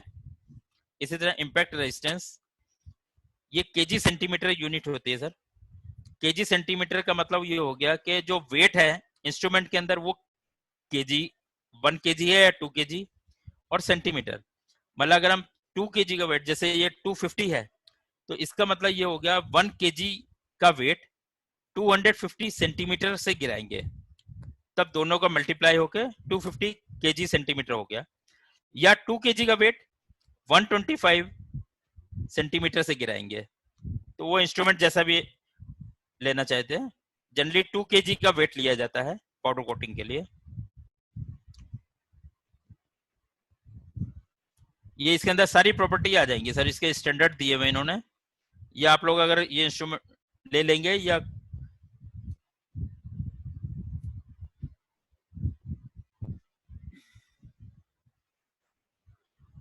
ये तो इंडियन स्टैंडर्ड था। कुछ एक्सपोर्ट के लिए क्वालिकोट भी टेस्टिंग है।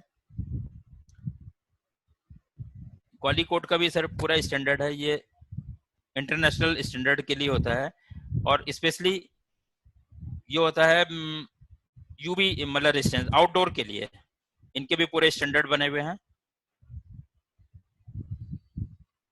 ये पूरी काफी बुकलेट है, देखिए आप, मेरे ख्याल 70-80 पेज की है, तो उसको तो पूरा यहाँ पे बता पाना पॉसिबल नहीं है। इसी तरह ब्रिटिश स्टैंडर्ड भी होते हैं। जब आप लोग एक्सपोर्ट में जाएंगे तो आपको इंटरनेशनल स्टैंडर्ड के हिसाब से मेंटेन करना है। इंडिया में आप IS 13871 के हिसाब से मेंटेन करना है।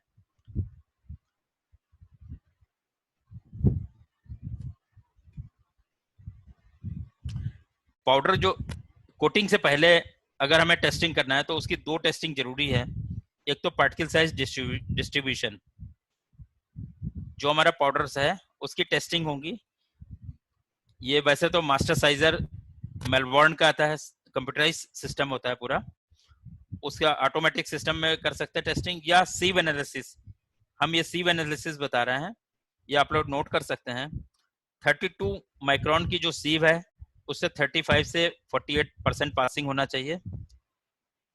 यानी सीव के ऊपर इसमें क्या होता है कि पूरा एक इंस्ट्रूमेंट होता है जिसमें 32, 63, 80 और 100 ये चारों सीव को एक के ऊपर एक लगा के सीव शेकर में लगा दिया जाता है। सबसे ऊपर की जो सीव है उसमें पाउडर डाल देते हैं 100 ग्राम या 200 ग्राम, और उसके बाद सीव शेकर की मदद से इस सीव्स को हिलाई जाती हैं। तो ये हम परसेंटेज पास देखना चाहिए, पाउडर इस हिसाब से परसेंटेज उनकी होना चाहिए, तो हम ये मान लेंगे पाउडर ठीक है।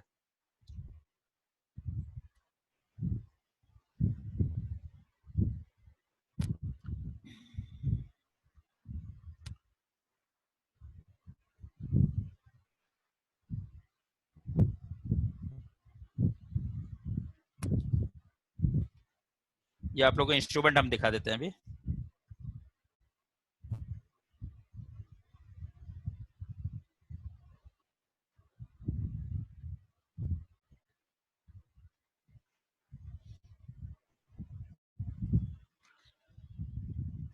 ये देखिए, ये ग्लोसोमीटर है। इसमें इस साइड में एक होल बना होता है पीछे, और इसमें एक लाइट सोर्स होता है। लाइट सोर्स सरफेस के ऊपर आने के बाद रिफ्लेक्ट होती है। इधर एक फोटो सेल लगा होता है। जब ये लाइट रिफ्लेक्ट होकर फोटो सेल पे जाएगी तो ये वैल्यू कैलकुलेट करके यहाँ डिस्प्ले में ऊपर वैल्यू दिखा देगा।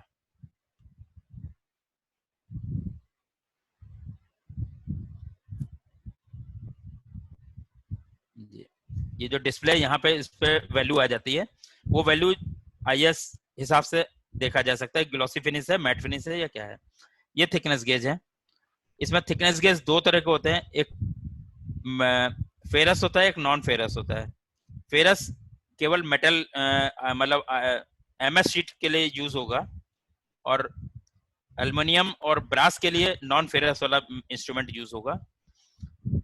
इसमें ये प्रोब होती है, और इसमें प्रोब इसी में इनबिल्ट होती है। तो जैसे ही ये प्रोब को हम सरफेस के ऊपर रखेंगे, इसको कैलिब्रेट करना पड़ता है, पूरा सिस्टम होता है। स्टैंडर्ड टाइल्स उसमें शीट दी होंगी, तो उसके हिसाब से इसको कैलिब्रेट करके, और जैसे ही सरफेस के ऊपर रखेंगे, ये इसमें डिस्प्ले में आ जाएगा कितने माइक्रोन की कोटिंग है। ये इम्पैक्ट की हम लोग जो बात कर रहे थे, ये इम्पैक्ट टेस्टर है। यहाँ पर इसमें वेट होता है, और ये हाइट होती है, पाइप होता है जिसके अंदर वेट लटका होता है, और जिस हाइट से हमें करना है वो हाइट से करके ये वेट को यहाँ से छोड़ देंगे। वेट ऊपर से आके नीचे यहाँ पे गिरेगा। यहाँ पे पैनल लगाएंगे जिससे हम लोग टेस्टिंग करते हैं, और यहाँ पर दिख जाएगा वो। फिर ये कुछ स्पेसिफिक का थोड़ा सा देख लीजिए, टाइम थोड़ा सा रनिंग आउट हो रहा है। अच्छा, बस हो गया सर, ये लास्ट है बस। ये कुछ स्पेसिफिक कस्टमर की रिक्वायरमेंट होती है पेंसिल हार्डनेस के लिए। तो इसमें HB, H2H जितने वो बोलेंगे उसके उस हार्डनेस की पेंसिल को सरफेस के ऊपर चलाएंगे और उसमें फिल्म में डैमेज कुछ नहीं होना चाहिए। इसी तरह सॉल्ट स्प्रे चैम्बर वगैरह में है, ऐसे सॉल्ट स्प्रे टेस्ट मांगते हैं कुछ लोग, 500 आवर पास होना चाहिए या 800 आवर पास होना चाहिए। ये बेसिकली केमिकल रेजिस्टेंस के लिए चेकिंग होती है सॉल्ट स्प्रे की। और ये जो कपिंग का मैंने बताया था, ये कपिंग इंस्ट्रूमेंट है। एक वो इम्पैक्ट टेस्टर था, ये कपिंग है। इसमें पैनल यहाँ पीछे फंसा देते हैं और ये हैंडल होता है। हैंडल को जब घुमाएंगे तो इससे पीछे से बॉल पेनिट्रेट होकर फिल्म को डैमेज करेगी। ये मैंडल है फ्लेक्सिबिलिटी के लिए। इसमें पैनल को पीछे फंसा के और ये मैंडल को घुमाया जाता है, तो इसमें पता चल जाता है कितने mm की रॉड पे इसमें कोई डैमेज नहीं हुआ है। सर यही था हमारे हिसाब से। Good time. Hello. Okay sir, अभी हम लोग हाँ सर लेंगे। जी सर। और एक छोटी सी टेक्निकल प्रॉब्लम एक्चुअली ये इंटरनेट की वजह से आ रही है। अच्छा अच्छा अच्छा। तो पुरानी चैट थी, जहां तक मैं सेव कर पाया वहां तक मैं बता देता हूँ जी। उसके बाद कुछ चैट सेव नहीं हो पाई। कोई बात नहीं। और सर अनफॉर्चुनेटली ये वीडियो की रिकॉर्डिंग भी मुझे देखनी पड़ेगी। जो पहले डॉक्टर गौरव के फोर्थ सेक्शन में प्रॉब्लम आई थी, सेम प्रॉब्लम अभी फिर आई है। ब्रेक हो गई बीच में। ब्रेक हो गया सर बीच में वीडियो। तो बाद का कोई बात नहीं। क्वेश्चन आंसर वाला तो रिकॉर्ड हो रहा है जी। तो एक बार देखते हैं सर कैसे इसको कर सकते हैं। सर अपना स्क्रीन को आप बंद करेंगे एक बार प्लीज सर। मेरा स्क्रीन तो हमने बंद कर दिया था, बल्कि स्क्रीन आ ही नहीं रहा। हाँ अब आ गया स्क्रीन। ठीक है सर। ठीक ठीक है। अच्छा, मैं एक तो रंजीत सिंह जी आ रहा हूँ, एक मिनट।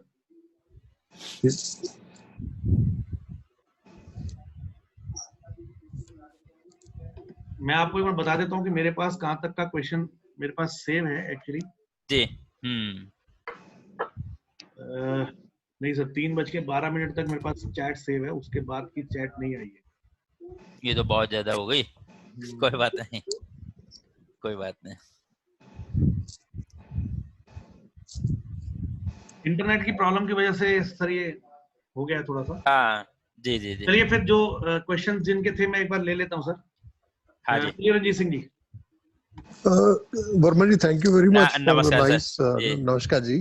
सर एक क्वेश्चन पूछना चाह रहा था, जैसे हम लोग देखिए पाउडर कोटिंग में बनाता नहीं हूँ, मगर मैं वैसे एक जानना चाह रहा हूँ, जैसे लिक्विड पेंट में क्या होता है कि कई बार ना हम लोगों के पास लिक्विड पेंट किसी का कोई स्पेसिफिक ऑर्डर होता है, वो भाई हमारे पास वो किसी कारण कोई भी कारण हो सकता है कि वो माल नहीं बिका, पड़ा रह गया, या पार्टी से हमें पेमेंट नहीं आई, उसे वापस उठाना लाना पड़ा, कुछ एनी रीजन। ठीक है, अब उसको हम लोग क्या करते हैं कि कोई दूसरा शेड का ऑर्डर आया तो उसमें हमने प्रिंट करके चला दिया। ठीक, अब पाउडर कोटिंग में हम कैसे कर सकते हैं? क्या ये शेड दोबारा बना हुआ शेड, क्या ये दोबारा से टिंट हो सकता है या मैच हो सकता है या कुछ ऐसे क्या हो सकता है? सर बस पाउडर कोटिंग के केवल यही एक कंस्टेंट है कि इसमें टिंटिंग पॉसिबल नहीं है। अच्छा जी, इसमें टिंटिंग पॉसिबल नहीं है, यानी आपको पूरा प्रोसेस करना पड़ेगा। नहीं प्रोसेस कर ले, बट क्या प्रोसेस के बाद वो शेड उसका हम कोई हाँ, हाँ, आ जाएगा, बिल्कुल आ जाएगा सर, आ जाएगा। जैसे मान लीजिए आपका व्हाइट है जी, वो रिजेक्ट होके आ गया, आप उसका आइवरी बना सकते हैं, या व्हाइट को व्हाइट में भी यूज कर सकते हैं आप, जब आप। अच्छा, अगर जैसे अगर मैं कहता हूँ ये टेक्सचर शेड है, टेक्सचर व्हाइट है, हाँ, टेक्सचर व्हाइट है, इसको क्या कर सकते हैं? इसको विदाउट, इसको कैसे हमको रिवर्स प्रोसेस है इसको टेक्सचर को हटा के प्लेन व्हाइट करने का, या कुछ ऐसे होता है? उसमें आपको ये करना पड़ेगा सर, एक जब फॉर्मुलेट कर रहे हैं जी, तो सपोज 70% हमने फ्रेश पाउडर ले लिया जी, और 30% ये जो टेक्सचर पाउडर है इसको डाल के देखेंगे। पहले हम छोटा बैच लेंगे, इसमें मैं समझ गया, 2 किलो या 5 किलो का। ठीक है, तो हमने देखा कि 30% डालने से हमारे फिनिश में कोई फर्क नहीं आ रहा है जी, तो हम फिर इसमें 40% भी डाल के देख सकते हैं। छोटा ट्रायल लेंगे, हिट एंड ट्रायल करके हो जाता है। हाँ, हो जाता है ये सर, बिल्कुल। चलो that's good, that's good.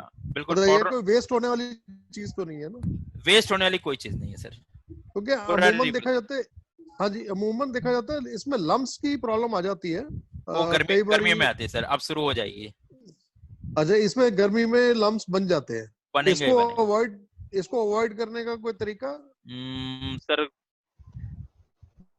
Actually India में टेम्परेचर काफी ज्यादा होता है, स्पेशली नॉर्थ में है। नॉर्थ में ज्यादा है जी। हाँ जी, हाँ जी। हाँ सर, तो मतलब जनरली प्रिकॉशंस तो जो मैन्युफैक्चरर है वो ये लेते हैं कि पाउडर बना के पहले वो बोरियों में रख लेते हैं जी या डब्बों में भी वो रख लिया। जी। बट अगर कोई सेंसिटिव कस्टमर है, अच्छा ओईएम है, हाँ हाँ। तो उसको दोबारा से रिसीव करके फिर पाउडर दे देते हैं। ओके जिस दिन डिलीवरी होनी है उसके एक दिन पहले उसको दोबारा रिसीव कर देते हैं। ओके। तो रिसीव वाली ये मशीन कितने की आती है वैसे अप्रोक्सीमेटली? डिपेंड करता है सर एक्चुअली, जैसे 100 kg पर आवर वाली अगर आप मशीन लेंगे तो जी। वो मेरे ख्याल 40-50 हजार की हो जाएगी। अच्छा, उसमें प्रॉपर फर्स्ट क्लास हाँ पाउडर हाँ फ्लो आ जाएगा? बिल्कुल बिल्कुल, मतलब जो लम्स है वो हट जाएगा सर। हाँ, मेन चीज वही है लम्स, क्योंकि उसको मैनुअली लम्स को तोड़ना और उसको फिर छानो फिर वो भरो, इट्स टास्क। नहीं सर, अगर पाउडर में लम्स इतना हार्ड हो रहा है कि आपको हथौड़ा से तोड़ना पड़ रहा है तो हम आपको रिकमेंड करेंगे वो पाउडर यूज मत कराइए। हाँ हाँ। लम्स हम जो बता रहे हैं सीव से मतलब छानने के लिए, वो सॉफ्ट लम्स बनते हैं केवल जो हाथ से टूट हाँ, हाथ से टूटे, हथौड़े वाले नहीं, हाथ से टूट हाँ हाथ से टूट रहे हैं उस बिल्कुल बिल्कुल, उनको तो यूज हो सकता है, कोई दिक्कत बिल्कुल। We are making sieving machines also for pneumatic and electrical also. अरे वेरी गुड। ठीक है। प्रेम वैद्य जी अपना क्वेश्चन ले ले। प्रेम वैद्य जी। थैंक यू भाई साहब, thank you. Thank you Rajeet Singh ji, thank you Rajeet Singh ji. Prem Vaidya ji. Hello hello, हाँ नमस्कार सर। हाँ, मेरा एक क्वेश्चन है कि एक टोनर वैल्यू इन फॉस्फेटिंग में क्या होता है? आपने बताया था टोनर वैल्यू इन फॉस्फेटिंग। जी जी जी, तो उसका थोड़ा इलैबोरेट करेंगे तो वी विल अंडरस्टैंड। अच्छा ठीक है सर। जैसे फॉस्फेटिंग केमिकल जो लोग आपको सप्लाई दे रहे हैं, हाँ जी, हेलो जी, जो लोग आपको फॉस्फेटिंग केमिकल सप्लाई दे रहे हैं, टोनर भी वही सप्लाई देंगे। तो फॉस्फेटिंग केमिकल जो आपका यूज हो रहा है वो टैंक से सुबह सुबह एक सैंपल ड्रॉ किया जाता है और उसकी स्ट्रेंथ या पॉइंटेज बोलते हैं जिसको टेक्निकल टर्म्स में, पॉइंटेज चेक की जाती है। अगर वो पॉइंटेज ठीक आ रही है तो आपको टोनर डालने की जरूरत नहीं है। लेकिन अगर पॉइंटेज कम हो गई है तो वो सप्लायर आपको बता देगा कि पॉइंटेज कितनी कम है, तो उसके हिसाब से कितने डोज डालनी पड़ेगी आपको। जी। और मेरा दूसरा एक क्वेरी ऐसा है कि काफी लोग बॉन्डिंग एजेंट भी यूज करते हैं। बॉन्डिंग? हाँ, बॉन्डिंग एजेंट्स। ओके। तो ये बॉन्डिंग एजेंट्स क्या होता है और कहाँ यूज किया जाता है? देखिए, बॉन्डिंग एजेंट पाउडर कोटिंग में तो ऐसे यूज नहीं होते हैं। लिक्विड में जरूर बॉन्डिंग एजेंट, जिनको एडेजन एनहांसर भी बोलते हैं, साइलेन होते हैं बेसिकली वो, जिसमें एमियो साइलेन होते हैं या ग्लाइमो होते हैं, दो तरह की कैटेगरी आती है। तो अगर एपॉक्सी बेस्ड सिस्टम है, एपॉक्सी और पॉलिस्टर बेस्ड, तो आपका मतलब प्रॉपर्टी के हिसाब से एमियो या वो रॉ मटेरियल के एक्चुअली पूरी केमिस्ट्री होती है सर। एमियो या ग्लाइमो वो एडेजन प्रमोटर के लिए यूज होता है। नहीं, that is correct, but in powder coating there are no bonding agent. No bonding agent use, no only the resin is sufficient. You have to use good quality resin, that is sufficient. तो मेरा और एक query छोटा सा है कि levelling agent में benzoin जो यूज करते हैं, हाँ ओके, तो आजकल वो नॉन एलोइंग बेंजाइन भी people they also suggest that actually. So what is the difference between these? पहला तो सर ये फ्लोइंग के लिए बेंजोइन यूज नहीं होता है, ये हमने कल भी बताया था। फ्लोइंग के लिए फ्लो एडिटिव यूज होता है। ओके। और बेंजोइन का जो पर्पस है वो जो इपॉक्सी और पॉलिस्टर के या पॉलिस्टर और टीजीआईसी में वाटर ऑफ रिएक्शन बन रहा है, उसको 100 टेम्परेचर आने से पहले ही निकालना है, जिससे फिल्म से वो फिल्म को ब्रेक करके बाद में ना निकले, जिससे डिगेसिंग बनती है। जी। तो बेंजोइन नॉन येलोइंग और येलो में कोई ज्यादा फर्क नहीं होता है। नॉन येलोइंग को अगर आपका जैसे व्हाइट फिल्म है और वो पीला पड़ रहा है क्योरिंग होने के बाद, और आपका कस्टमर बोलता है कि नहीं भाई हमको ये नहीं चाहिए, तो आपको नॉन येलो वाली बेंजोइन डालनी है, अदरवाइज रेगुलर बेंजोइन से काम चल जाता है। क्योंकि थोड़ा सा में क्या फर्क होता है? देखिए, केमिकल में तो देखिए हम नहीं बता पाएंगे क्योंकि कोई भी कंपनी अपने फॉर्मुलेशन नहीं बताती है, बट हम ये जरूर बताएंगे आपको कि नॉन येलोइंग वाला रेगुलर बेंजोइन से थोड़ा सा कॉस्टली होता है। ओके, कॉस्ट का इफेक्ट रहता है sir. Okay, thank you very much. Hello. Okay sir. Hello, हाँ नमस्कार। हेलो, हाँ सर, मैं हरि प्रताप सिंह बोल रहा हूँ। जी बोलिए भैया। जी, नाहरी इंजीनियरिंग प्राइवेट लिमिटेड से। अगर आपकी इच्छा तो थोड़ा सा मैं गैस पॉइंट एक्सीलेटर के बारे में थोड़ा बता हाँ, सकता बताइए। हूँ जी। गैस पॉइंट ये एक्सीलेटर ये फास्फेटिंग में एक पैरामीटर है। इससे गैस पॉइंट चेक करते हैं जी। फास्फेट का एक्सीलेटर मतलब जो रिएक्शन है फास्फेटिंग कोटिंग, फास्फेट की कोटिंग जी जी जी उसकी कोटिंग की एक्सीलेटर बढ़ा देता, मतलब रिएक्शन बढ़ा देता है फ्री एसिड वैल्यू की जी जी। जी मतलब इसकी रिएक्शन बढ़ा देता है, उससे कोटिंग प्रॉपर आती है। अगर ये ये आप गैस टोनर पॉइंट या आप टोनर हाँ की तो बात कर रहे हैं जी, बिल्कुल हाँ ठीक बात सर, है। अगर इसकी गैस पॉइंट अगर माइन कम आ रहा है तो ये कोटिंग में प्रॉब्लम आने लगता है फास्फेट आने में। लगता है तो हमें डालना पड़ता है जी सर, जी। ये चीज। थैंक यू और थैंक यू सर मेरा एक क्वेश्चन ये है सर, जी। जो पाउडर कोटिंग में आप बता रहे थे मतलब इसका कन्वेयर की स्पीड, अगर कन्वेयर की स्पीड का स्टैंडर्ड क्या मतलब कितना रखना चाहिए, और जैसे एक ओवन का टेम्परेचर है उसकी स्पीड को देखिए कितना स्टैंडर्ड रखना चाहिए? नहीं, ये तो देखिए कस्टमर टू कस्टमर और उनके अच्छा, वेरी उसके करता है। वो वेरी करेगा सर। कोई भी थंब रूल नहीं है कि सर इतना ही रखना है, अच्छा क्योंकि अच्छा कन्वेयर की स्पीड कितनी है प्लस आपके जो लोडिंग कर रहे हैं, अच्छा अगर आपके आइटम उस पर छोटे हैं कि बड़े हैं, उसके साथ बहुत से पैरामीटर्स हैं सर। वो कस्टमर टू कस्टमर वेरी होगा, कुछ फिक्स नहीं है अच्छा अच्छा। जी। सर दूसरा क्वेश्चन ये था, आप इलेक्ट्रोस्टैटिक गन के बारे में बता रहे थे जी जो उसमें जो कंपोनेंट सब्ट्रैक्ट है उस पे चार्ज होता है, उससे पाउडर चार्ज होता है जी। उसमें जो क्रोन बता रहे आप, ये इसके थ्रोइंग पावर से रिलेटेड है क्या? नहीं, ये देखिए क्या होता है कि नॉर्मल पाउडर में ज्यादा दिक्कत नहीं आती है। ये दिक्कत आती है मेटेलिक पाउडर जब आप यूज कर रहे हैं। अगर उस टाइम पे चार्जिंग ज्यादा है तो बेस पाउडर वहां से आगे निकलता जाएगा और जो मेटल पाउडर हमने उसमें ब्लेंडिंग किया हुआ है वो टिप के ऊपर इकट्ठा हो जाएगा और थोड़ी देर में क्या होगा, अंदर जो इलेक्ट्रोड हैं वो शॉर्ट हो जाते हैं तो पाउडर के ऊपर चार्जिंग आना कम हो जाती है या कई बार बंद भी हो जाती है, चार्जिंग आना खत्म हो जाएगी। ये स्पेशली मेटेलिक पाउडर में होता है। अच्छा जी।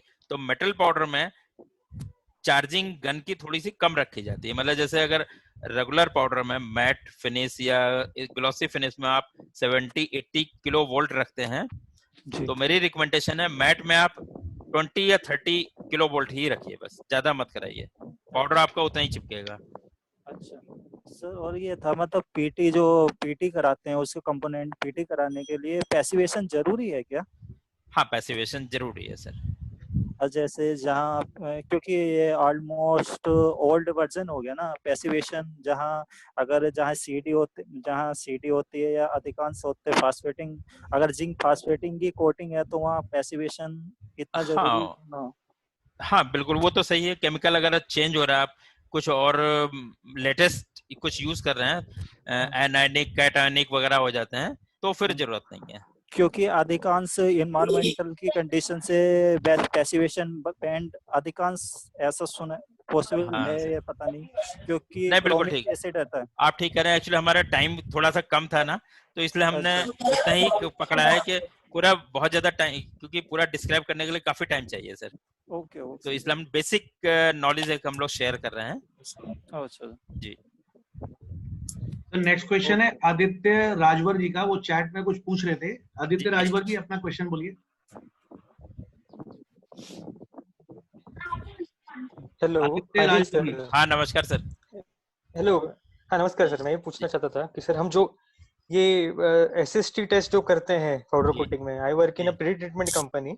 Okay. So I want to relate that कि जो हम एसएसटी करते हैं कि कोई कंपनी का रिक्वायरमेंट होता है 500 आवर्स, कोई बोलता है आई वांट 1000 आवर्स, तो इसका रियल लाइफ में कैसे हम रिलेट करेंगे सर? वो जो टेस्ट होती है उसको how can we calculate the life of the component by this test?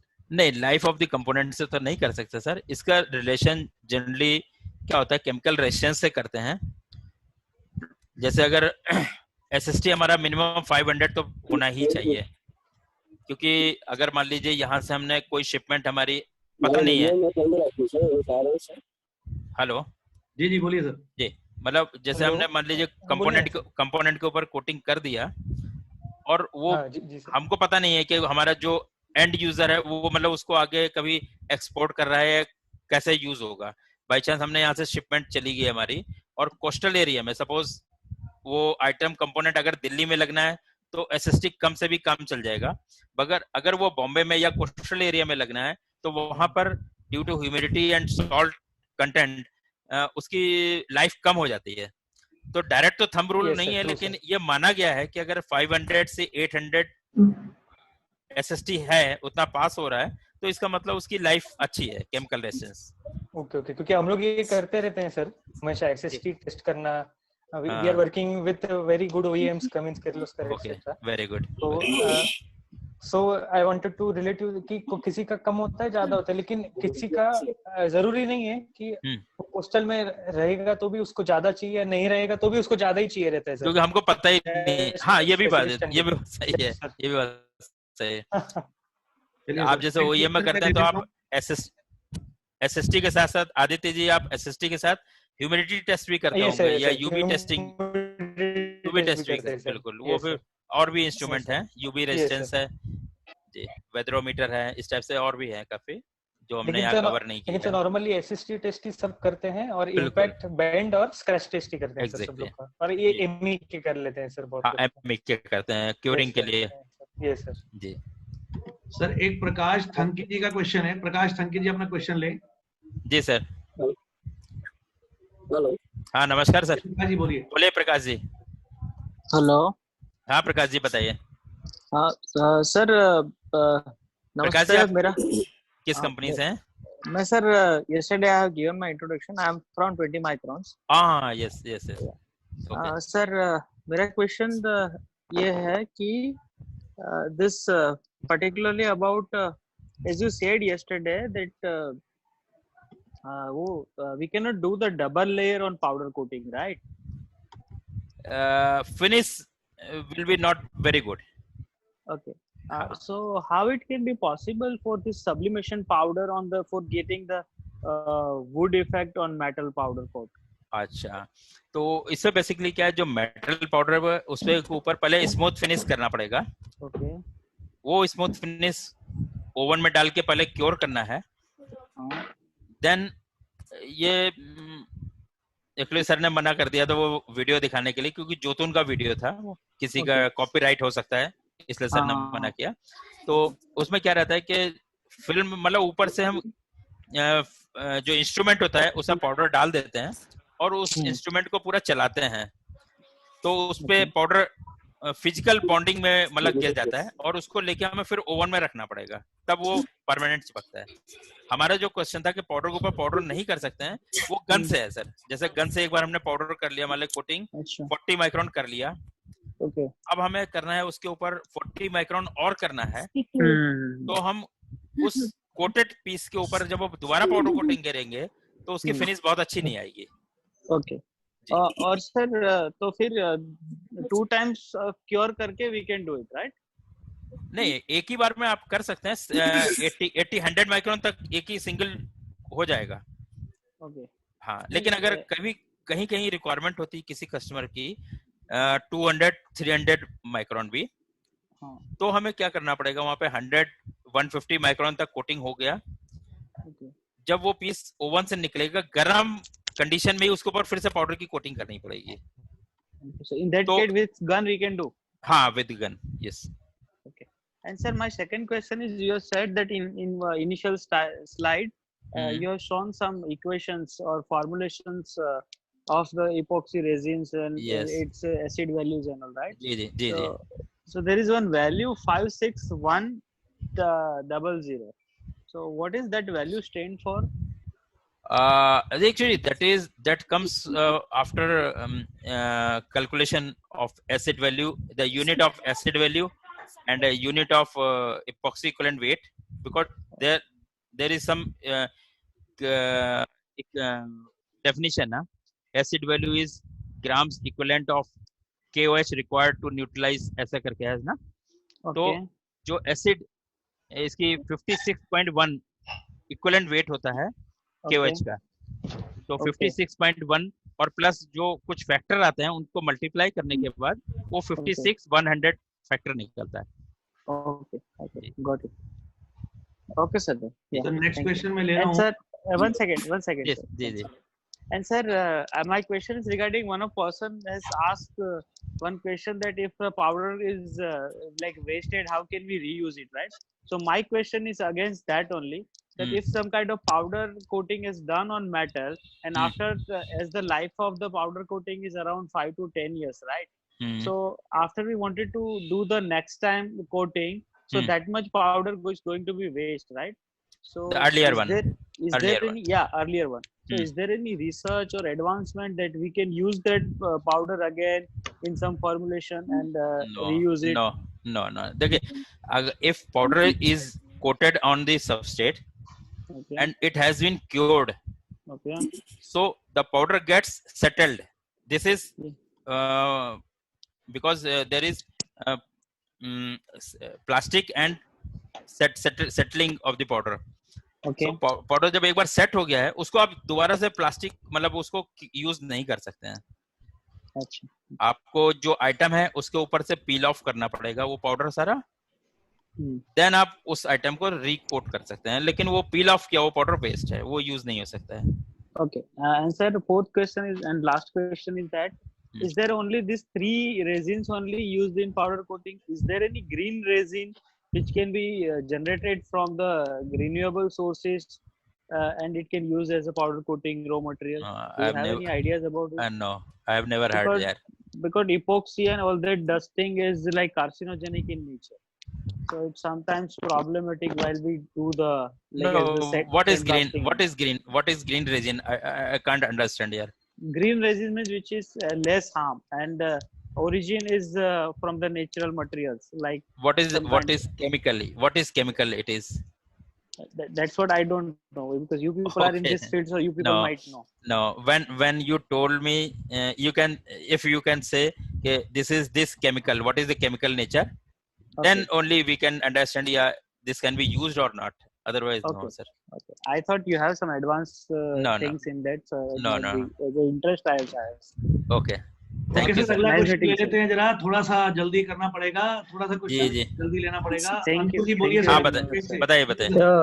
नमस्कार कुलदीप जी. हाँ नमस्कार सर. अच्छा मेरी आपसे रिक्वेस्ट है कि ये रहेगी कि अपना फटाफट क्वेश्चन बोले क्योंकि टाइम ऑलरेडी हमारा काफी आगे जा चुका है. जितनी जल्दी हो सके उतनी जल्दी अपना क्वेश्चन बोले और कुलदीप जी उतनी जल्दी चीज आप आंसर दीजिए.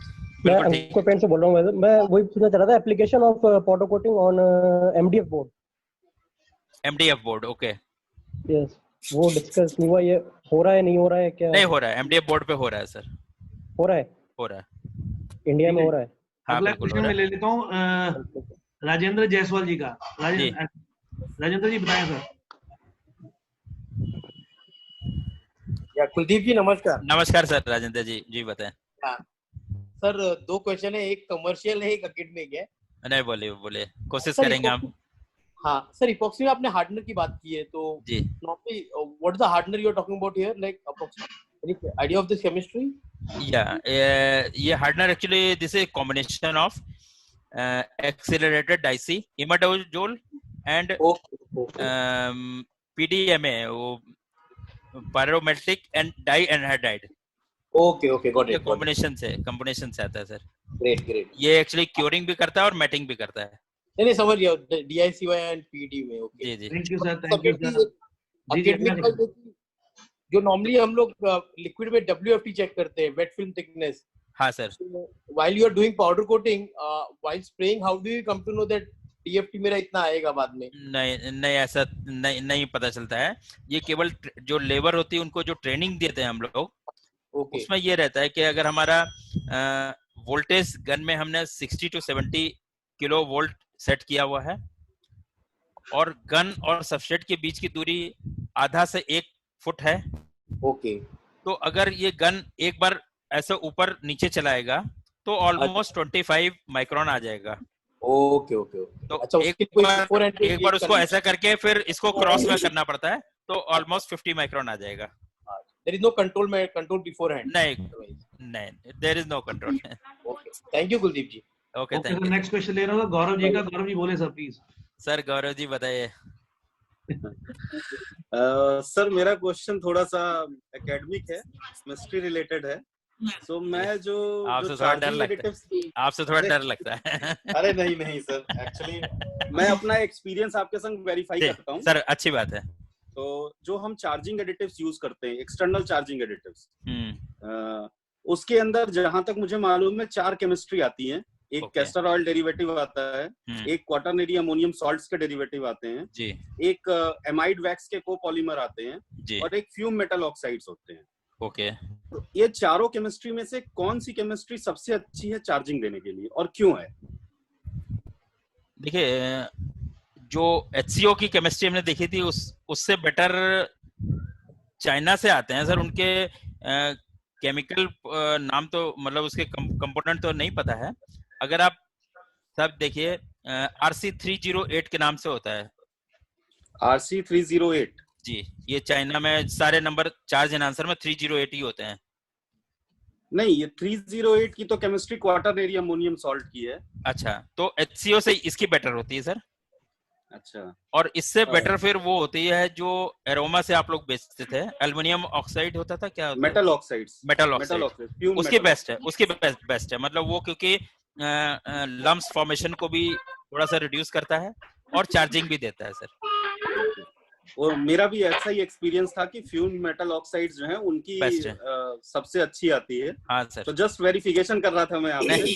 आप तो पोस्टमार्टम करोगे, हम तो ऊपर से दवाई दे सकते हैं कि सर हाँ इससे बेटर है, इससे नहीं है।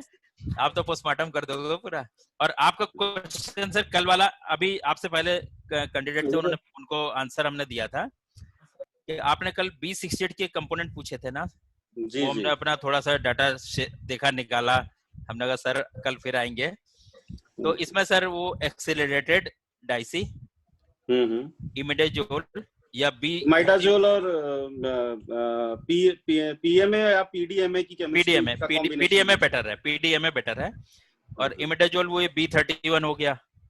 हाँ, और तो पीएमए तो ज्यादा प्योर होता है, लेकिन ज्यादातर पीडीएमए हमने देखा है यूज होता है।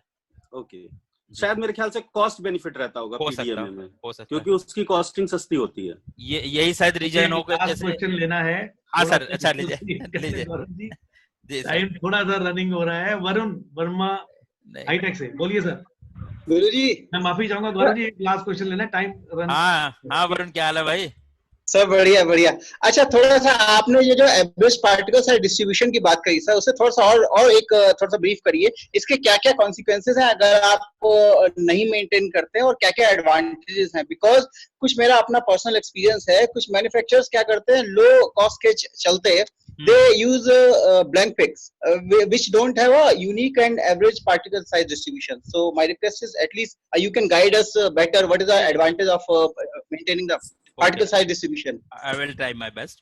क्योंकि देखिए जो blank fix है उसका particle size तो already बहुत fine होता है सर, 0.8 या 1 माइक्रोन होता है। Yes sir. बट लेकिन हम लोग जब बात करते हैं particle size की, तो जब सारे रॉ मटेरियल को एक्सट्रूडर से पास करके उसका पाउडर बना लेते हैं, तो उसमें किसी भी रॉ मटेरियल के इंडिविजुअल पार्टिकल साइज नहीं रह जाता। वो पूरे पाउडर का पूरे यानी कंपोजिशन का एक पार्टिकल साइज बनता है। हम लोग उस पार्टिकल साइज की बात कर रहे हैं। sure. तो यहाँ पर क्या होगा कि अगर पार्टिकल साइज यानी स्पेशली हम जो बात कर रहे हैं, अगर 10 माइक्रोन से कम का फाइन पाउडर पोर्शन ज्यादा है, तो आपके चैम्बर में जब आप कोटिंग करेंगे तो वहां पे पाउडर उड़ता ज्यादा रहेगा और उसके लम्प्स फॉर्मेशन की भी टेंडेंसी ज्यादा होगी। लम्प्स जल्दी बनेगा गर्मी में क्योंकि फाइन है वो। अगर थोड़ा सा कोर्स रखेंगे तो लम्प्स फॉर्मेशन भी कम बनेगा और आपके मतलब कोटिंग के टाइम पे काफी हेल्प करेगा वो सर। एफिशिएंसी बढ़ जाएगी sir, right sir? Operational efficiency can be increase, right sir? नहीं, ऑपरेशन वो इंक्रीज नहीं हो सकती। वो तो आपकी होगी गन के कोटिंग पे ही, यानी जो लड़का कोटिंग कर रहा है पीस के, अगर हमें 50 से 60 माइक्रोन मेंटेन करना है, वो कितनी जल्दी कर रहा है, एफिशिएंसी तो देखिए वहां से आएगी। चलिए सर, अभी समय की पाबंदी है, थोड़ा समय को ध्यान में रखते हुए आगे बढ़ना है हमने। मैं आपसे दोबारा से रिक्वेस्ट करूंगा कि मनीष जी, मेरा कुलदीप जी से एक वो है, वो इस प्लेटफॉर्म पे है, यहाँ बहुत सारे पाउडर कोटिंग मैन्युफैक्चरर्स हैं, तो मेरा इस प्लेटफॉर्म पर उनसे एक क्वेश्चन है जो बहुत रिलेवेंट है पाउडर कोटिंग से, वो मैं बस एक पूछना चाहता हूँ। सर, जैसा हम लिक्विड पेंट पे देखते हैं बहुत सारे डिस्पर्सिंग एजेंट्स यूज किए जाते हैं डिस्पर्शन के लिए। हाँ सर। तो हमने पाउडर कोटिंग के अंदर भी देखा है डिस्पर्सिंग एजेंट्स को यूज करने पर कलर इन्हांसमेंट आता है, पर पाउडर कोटिंग इंडस्ट्री क्यों नहीं यूज करना चाहती है डिस्पर्सिंग एजेंट्स को? अब हम कह नहीं सकते सर आप किसकी बात कर रहे हैं। देखिए हम जहां जहां रहे हैं, स्पेशली हम बात करेंगे पैरामाउंट की, शार्प में, यहाँ पर डिस्पर्सिंग एजेंट हम यूज करते थे। नहीं, मैं जनरल प्लेटफॉर्म है क्योंकि बहुत सारे पाउडर कोटिंग मैन्युफैक्चरर करना चाहिए सर, तो करना चाहिए, डिस्पर्सिंग एजेंट्स यूज करना चाहिए, बिल्कुल करना चाहिए। वो लोग ये सोचते हैं कि डिस्पर्सिंग एजेंट थोड़े से कॉस्टली होते हैं सर जी, लेकिन जितना आप डिस्पर्सिंग एजेंट डालने से कॉस्ट बढ़ेगी उतना आप पिगमेंट की डोज कम कर सकते हो। यस, वेरी गुड, बड़ा रेलेवेंट क्वेश्चन था सर। बिल्कुल, आप वहां पर मतलब बैलेंस हो जाएगा, वो लोगों को करना चाहिए लेकिन नहीं करते बस यही मैं आपके प्लेटफॉर्म, आपके मुंह से इस प्लेटफॉर्म पे ये बात वो करवाना चाह रहा था। Thank you. Dispersing agents are also essential part in powder coating for. बिल्कुल, और इस पे तीर के दो निशाने, कोई बात नहीं सर। इस तीर से तो बहुत से लोग निशाना साध सकते हैं, हम दे दिया है सबको। बहुत बढ़िया सर, बहुत बढ़िया, बहुत अच्छा क्वेश्चन था सर। अमित मिश्रा जी एक क्वेश्चन पूछना चाह रहे हैं। अमित जी प्लीज बताएं। जी सर। वर्मा जी, एक पीछे क्वेश्चन था एनवायरनमेंट ग्रीन कोटिंग, मतलब रॉ मटेरियल्स के बारे में था कि जी सर, केमिकल इपॉक्सी वगैरह का। तो I hope you are aware, मतलब मैंने सुना, आई डोंट नो, कि कुछ लोग पॉलिएस्टर बना रहे हैं जो कि रिकवर्ड पेट बॉटल से बनता है। तो वो मतलब कितना सक्सेसफुल है? कई लोग they are in a way helping the environment. वो पेट बॉटल्स जो हम फेंकते हैं वो उसको वो रिकवर करके उससे पॉलिएस्टर जो काफी लोग बना रहे हैं। Are you aware of this sir? हाँ सर, लेकिन हमने मतलब प्रैक्टिकली अपने सामने आंख से देखा नहीं है, सुना जरूर है कि जो लोग पॉलिएस्टर बनाते हैं फिर ब्लैक पॉलिएस्टर भी बनाते हैं, वो क्लेम ऐसा करते हैं कि हम ये पेट बॉटल से बना रहे हैं। वो क्लेम कर रहे हैं लेकिन sir Prakash, I have already asked the question. Hello Amit ji, I think PET bottle से रिसाइकल्ड बन रहा है पॉलिएस्टर। ठीक है, थैंक यू सर। जो ब्लैक बन रहा है, नहीं वो ब्लैक भी बनता है और नॉर्मल भी बनता है एज रिक्वायर्ड। ठीक है, I am not sure. In a way it solves the issue कि कुछ हद तक वो हम उसको green coating environment friendly, in a way we can say that. And rather than that, sir, Prakash here, rather than that we can make it from some renewable, there's I think some kind of oil also can be converted into polyester, some kind of fatty acid change. Yes, castor oil can be used. Yes. Yeah, kind of. Prakash, it will not give you that teaching. There are research going on to that. Rajendra जी, आपकी आवाज नहीं आ रही है राजेंद्र जी की। जी required रहता है उसके लिए, फैटी एसिड्स वगैरह काम नहीं कर पाते उतना, जो हिसाब से हमको जो बता रहे थे गर्मी में प्रॉब्लम होता है, you have to match that point. So that's why polyester के लिए, because when I was in UD there was project going on recycled and pure both. So okay. I had a first-hand experience at looking at that. जी. चलिए sir, आज का हम session को विराम देने की तैयारी करते हैं। लास्ट में हम लोग यही आपसे कहेंगे, एक बार मैं सबको अनम्यूट कर रहा हूँ क्योंकि बहुत एक जरूरी है हम लोगों की तरफ से। Round of applause for Sudeep Verma. Thank you. और सर मैं फिर से एक बात बोलूंगा कि किसी को भी हमारे व्हाट्सएप ग्रुप में ऐड होना है तो मुझे अपना नंबर भेज दें। सेकेंडली, कल का बड़ा इंटरेस्टिंग टॉपिक हम लोग लेने जा रहे हैं। कल संडे है, बट अभी तो सारे दिन ही संडे है, और कल का बहुत इंटरेस्टिंग टॉपिक है जो डॉक्टर गौरव ने लेना हमसे स्वीकार किया है, हमें अपना कीमती समय ये दे रहे हैं। The topic is on nitro solvent. Nitro solvent के ऊपर कल डॉक्टर गौरव श्रीवास्तव एक सेशन लेंगे। बहुत इंटरेस्टिंग टॉपिक है, और स्पेशली ये नाइट्रो सॉल्वेंट्स, जैसा कि गौरव जी ने मुझे बताया कि मॉइस्चर फ्री करने के लिए अपने कोटिंग को, अपने पेंट्स को, अपने थिनर्स को ये यूज किया जाता है नाइट्रो सॉल्वेंट्स अक्सर। तो कल आप सबसे मिलेंगे नाइट्रो सॉल्वेंट के ऊपर। आप सबका बहुत बहुत धन्यवाद, आज आप सब हमारे साथ रहे। आज की वीडियो रिकॉर्डिंग क्वेश्चन आंसर की आ गई है, आएगी, बट इससे पहले की वीडियो रिकॉर्डिंग अनफॉर्चुनेटली ब्रेकेज की वजह से, नेटवर्क ब्रेकेज की वजह से शायद नहीं आ पाए। वी आर ट्राइंग कि हम उसको गेन कर पाए, लेकिन क्वेश्चन आंसर की आपको वीडियो मिल जाएगी।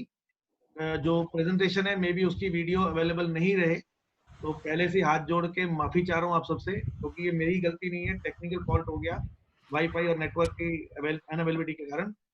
तो मनीष जी एक चीज हम पूछना चाह रहे थे आपसे, इस प्लेटफॉर्म पे अभी सारे लोग अपने पेंट इंडस्ट्री से लोग जुड़े हैं। Please sir, please. जैसे गवर्नमेंट की इंस्ट्रक्शंस, कुछ रूलिंग आ रही है कि 20 तारीख से फैक्ट्रियां खुल जाएंगी, इसमें कुछ आप प्रकाश डाल पाएंगे? सर अभी जो भी रूलिंग्स आई हैं 20 तारीख से, वो एसेंशियल गुड्स के लिए हैं, और जो मेरी अब तक बातचीत हो पाई है लोगों से, वो ये कह रहे हैं कि गवर्नमेंट के नॉर्म्स बहुत सख्त हैं। आपको एक स्टेशन लगाना पड़ेगा अपनी फैक्ट्री के बाहर, जो भी आपके वर्कर जाएंगे या कोई भी आवाजाही होगी तो वो उस स्टेशन से, सैनिटाइजर स्टेशन से गुजर के जाना पड़ेगा। आपको मास्क प्रॉपरली लगाने हैं, सोशल डिस्टेंसिंग यूज करनी है, जितने भी लेबर है आपकी उसको अपनी फैक्ट्री में ही आपको सुलाना रखवाना पड़ेगा, और वहीं पर उनको खाना वाना सब कुछ देना पड़ेगा। तो मैं ऐसा समझता हूँ कि इतनी सारी चीजें एक एमएसएमई के लिए पॉसिबल नहीं। तो मैं ये कहूंगा कि सबको, मेरी अपनी पर्सनल ये राय है, बाकी सबकी जो इच्छा हो, ठीक बात है, मेरी पर्सनल राय है कि अभी आप अपनी फैक्ट्रीज को ओपन ना करें, क्योंकि ओपन करने के बावजूद भी आप प्रोडक्शन ही कर पाएंगे, सेलिंग तो है नहीं, क्योंकि खुली है, और जो भी एंड यूजर है वहां पर नहीं है। हाँ, इंडस्ट्रियल यूज में आपके अगर कोई प्रोडक्ट जा रहा है, जैसे मान लीजिए वेंटिलेटर के लिए या हॉस्पिटल बेड्स के लिए या इस तरह की चीज के लिए आपके इंडस्ट्रियल कोटिंग में मटेरियल जा रहा है, तो वो तो आप पहले भी ओपन थे अपनी फैक्ट्री को खोलने के लिए। तो अभी जो चीज होने जा रही है वो मैं समझता हूँ कि पेंट इंडस्ट्री के लिए रेलेवेंट नहीं है। बाकी आप फैक्ट्री को जाना चाहे, देखना चाहे, कुछ करना चाहे तो वो आप कर सकते हैं, बट इसके लिए आपको गवर्नमेंट की नोटिफिकेशन का थोड़ा सा इंतजार करना पड़ेगा। मे बी शाम तक प्रॉपर नोटिफिकेशन आ जाएगी कि what is going to happen after 20th of April। But मेरी राय है कि अभी आप अभी ना करें। नहीं, ठीक बात है सर। इसके नॉर्म्स इतने सख्त हैं कि अगर आप कहीं पर भी कोई प्रॉब्लम आ गई तो ये भी सुनने में आया कि आपकी फैक्ट्री उस टाइम सील हो जाएगी। जी जी, तो इस चीज को आप थोड़ा सा ध्यान रख लें। नहीं, इसीलिए हमने आपसे पूछा। इच्छा है जिस तरह से आप अपना लेके चलना चाहते हैं वो लेके चलें। जो मेरे पास इन्फॉर्मेशन अब तक आई है वो ये है सर। बिल्कुल ठीक है sir, thank you very much sir. Thanks again Kuldeep Verma sir, आपका बहुत बहुत धन्यवाद। आपने यूजफुल इन्फॉर्मेशन हमारे साथ शेयर की। पाउडर कोटिंग के बारे में खासकर मैं अपनी बात करूं तो मैं कुछ नहीं जानता था, लेकिन आपके इन 2 सेशंस के बाद में मैं पाउडर कोटिंग के बारे में काफी कुछ जान गया हूं। And so nice of you, आपने इतना हमें टाइम दिया। पेंट विजन के प्लेटफॉर्म को आपने अपने इस एक लायक समझा कि आप इतने एक्सपीरियंस को अपने शेयर कर सके, और सभी लोगों को आपके इस 2 सेशंस जो आपने दिए हैं उनसे काफी बेनिफिट हुआ है। और मैं समझता हूँ कि आज अगर कोई भी पेंट वाला, लिक्विड पेंट वाला पाउडर कोटिंग की कोई अगर यूनिट लगाना चाहे तो वो आसानी से लगा सकता है। उसको काफी कुछ ऐसा समझ में आ गया, जैसे रंजीत सिंह जी मुझे लग रहा है ऐसा सोच रहे हैं कि कुछ करना चाहिए। तो होगा ऐसा कुछ ना कुछ। तो सर का नंबर मिल जाएगा सर? क्या है सर? सर का नंबर मिल जाएगा? हाँ जी सर, मैं बिल्कुल कुलदीप जी का नंबर शेयर कर दूंगा आप सबसे। तो कुछ भी आप इस तरह की कोई भी व्हाट्सएप में शेयर कर दीजिए सर। ग्रुप में शेयर करता हूँ। हाँ जी, मैं कह रहा मैं कैसी मजदूर आदमी है जो जितो 2 पैसे लग सकन मिल सकते हैं उतने काम कर लेना चाहिए सर। रब ਤੁਹਾਡੇ ਵਰਗਾ मजदूर मैनू बना दे।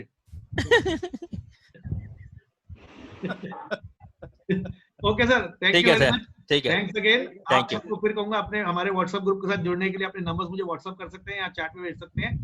Thanks a lot, thank you very much. शब्बा खैर, मिलेंगे सर कल। थैंक यू सर, कल मिलते हैं 3 बजे। जी, thank you. Thanks Gaurav ji, thank you.